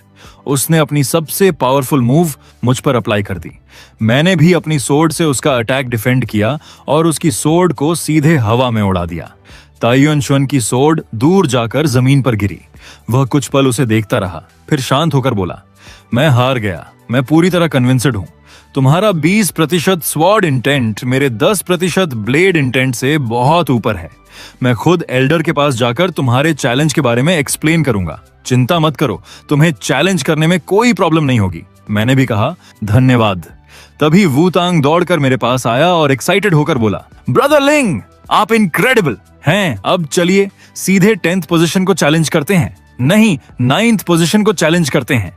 लेकिन मैंने उसे रोकते हुए कहा, जरूरत नहीं है, अब मेरी रैंकिंग काफी है। वूतांग को कुछ समझ नहीं आया। उसने पूछा, इतना ही काफी है ब्रदर? आपने खुद कहा था कि सेक्ट के अंदर मेरी दूसरी कंडीशन के बारे में भी आप बात करेंगे। मैंने पूछा, फ्लिकरिंग शैडोज से भी ज्यादा एडवांस्ड कोई मूवमेंट टेक्निक है? ऐसी टेक्निक जिसे कंट्रीब्यूशन पॉइंट से एक्सचेंज किया जा सके। कुछ समय बाद मैं एल्डरमो के पास पहुंचा। मुझे देखते ही एल्डरमो ने पूछा, तुमने क्या चूज किया? टेक्निक तुम्हारे लिए सूटेबल नहीं थी, कोई दूसरी लेना चाहते हो? हाँ, सेक्ट के रूल्स के मुताबिक एक बार किसी टेक्निक के साथ एक्सचेंज हो जाने के बाद उसे वापस या चेंज नहीं किया जा सकता। मैंने सिर झुकाकर कहा, एल्डरमो, ये एक मिसअंडरस्टैंडिंग है। मैं इस बार किसी और चीज के बारे में पूछने आया हूँ। एल्डरमो ने कहा, ओह क्या बात है? मैंने कहा, मैं जानना चाहता हूँ ईस्ट गेट में क्या फ्लिकरिंग शैडोज से भी ज्यादा एडवांस्ड कोई मूवमेंट टेक्निक है? मैं अपने कंट्रीब्यूशन पॉइंट से उसे एक्सचेंज करना चाहता हूँ। एल्डरमो ने हैरानी से पूछा, तुमने फ्लिकरिंग शैडोज मास्टर कर लिया? अभी तो इसे सीखे हुए सिर्फ कुछ ही दिन हुए हैं। मैंने कहा, मैं इतना टैलेंटेड नहीं हूँ, लेकिन हाँ, मैंने इसे मास्टर कर लिया है। एल्डरमो ने अविश्वास से कहा, इतनी जल्दी मास्टर कर लिया? काफी बड़ा क्लेम है। यंग मैन, मार्शल पाथ में अपनी क्षमता से ज्यादा आगे बढ़ने की कोशिश मत करो। मैंने कहा, मैं ऐसा करने की हिम्मत नहीं करूंगा। मैंने तो बस ट्रेनिंग ग्राउंड में रैंक 11 पर मौजूद ब्रदर चेन को हराया है। एल्डरमो शॉक्ड होकर बोले, चेन? वो तो लेट स्पिरिट गैदरिंग लेवल पर है, ऊपर से उसने 10% ब्लेड इंटेंट भी कॉम्प्रिहेंड किया है। तुमने उसे हरा दिया? मैंने कहा, बस मेरी किस्मत अच्छी थी। एल्डरमो ने मुझे पकड़कर ध्यान से देखा और बोले, अरे तुम्हारा स्पिरिट तो पीक पर है और ये सोर्ड इंटेंट, ये कैसे पॉसिबल है? सिर्फ 8 दिन, महज 8 दिनों में तुम्हारा सोर्ड इंटेंट पहले ही। उनकी बात पूरी होने से पहले ही मैंने कहा, मैं अभी भी इतना टैलेंटेड नहीं हूँ। मैंने तो सिर्फ 35% ही कॉम्प्रिहेंड किया है। एल्डरमो की आंखें फैल गईं। वे बोले, 35%? और तुम इसे टैलेंट की कमी बता रहे हो? बेटा तुम कोई फ्रीक हो क्या? मैं थोड़ा कंफ्यूज्ड होकर बोला, एल्डरमो, इंटेंट कॉम्प्रिहेंड करना क्या सच में इतना मुश्किल है? मुझे तो काफी इजी लगा। एल्डरमो हंस पड़े और बोले, हाँ, इजी? जब मैं तुम्हारी उम्र का था तब सिर्फ 10% सोर्ड इंटेंट कॉम्प्रिहेंड करने के लिए मुझे पूरे 3 साल तक हार्ड ट्रेनिंग करनी पड़ी थी। लेकिन तुम, रहने दो, छोड़ो, तुम्हारे जैसे फ्रिक के साथ इन चीजों पर बात करने का कोई फायदा नहीं है। फिर उन्होंने कहा, ठीक है, चूंकि तुम जानना चाहते हो तो आज मैं तुम्हें पूरी डिटेल में समझाता हूँ। क्या तुम्हें पता है कि कोर फॉर्मेशन स्टेज के बाद कौन सा रियल्म आता है? मैंने कहा, नहीं मुझे नहीं पता। एल्डरमू ने कहा, वो है कॉल्ड्रन रेल्म। मार्शल दाओ कॉल्ड्रन को फॉर्म करके उस रेल में एंटर करने के लिए एक कंडीशन है, तुम्हारे पास कम से कम एक इंटेंट की 80% मास्टरी होनी चाहिए। मैंने हैरानी से पूछा, 80% इंटेंट? एल्डरमू ने कहा, बिल्कुल, इंटेंट में बहुत कुछ शामिल होता है। तुम्हारी मेन कल्चरेशन स्वॉर्ड इंटेंट है, चेन की ब्लेड इंटेंट, और आगे चलकर जिस मूवमेंट टेक्निक के बारे में मैं तुम्हें बताऊंगा, यहां तक कि शरीर की मूवमेंट से तुम जो बेसिक इंटेंट कॉम्प्रिहेंड करोगे वो भी इसी में शामिल होगा। कोई भी व्यक्ति किसी एक इंटेंट को कॉम्प्रिहेंड करके 80% तक पहुंचा दे तो वो पहले से ही बेहद रेयर अचीवमेंट है। और हमारी सेक्ट में सच कहूं तो इससे बेहतर कोई मूवमेंट टेक्निक मौजूद नहीं है, लेकिन मैं एक ऐसी जगह जानता हूं जहां इससे भी बेहतर टेक्निक मौजूद है। ये क्लाउड स्ट्रीम सेक्ट के सेक्ट लीडर के पास मेरा पुराना एहसान है। ये लेटर और ये टोकन लेकर क्लाउड स्ट्रीम सेक्ट जाना, वो तुम्हें उनकी सीक्रेट टेक्निक सिखाएगा। Heavenly void 9 cycles. मैंने कहा, धन्यवाद एल्डरमू। एल्डरमू ने तुरंत कहा, अभी से धन्यवाद मत दो। तुम इतनी मेहनत करके टॉप टियर मूवमेंट टेक्निक क्यों ढूंढ रहे हो? क्या ये वुजी स्किल के लिए है? तुम रुइंस के अंदर मौजूद ड्रैगन कैंडल लेक की बात कर रहे हो, है ना? वहां जाने के बारे में सोचना भी मत, वो जगह बेहद डेंजरस है। पानी के नीचे अनइमेजिनेबल खतरे छिपे हुए हैं। यहाँ तक कि कोर फॉर्मेशन मास्टर्स भी वहां से किसी तरह अपनी जान बचाकर ही बाहर निकल पाते हैं। मैंने सिर झुकाकर कहा, मैं आपकी बात याद रखूंगा, लेकिन मन ही मन सोचने लगा, यहाँ तक कि कोर फॉर्मेशन मास्टर्स भी ड्रैगन कैंडल लेक से मुश्किल से जिंदा वापस आते हैं।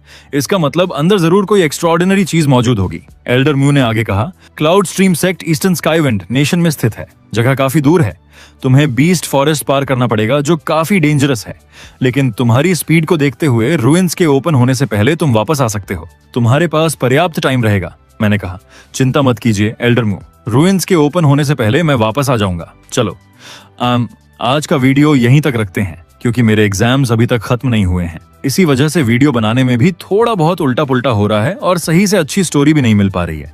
वैसे भी उम्मीद है कि बहुत जल्दी मेरे एग्जाम्स खत्म हो जाएंगे, मतलब फिर अगले वीडियो में मुलाकात होगी। तब तक अपना ख्याल रखना, अच्छे से रहना, स्वस्थ रहना और अपना पूरा ध्यान रखना। तो फिर मिलते हैं अगले वीडियो में। Bye bye.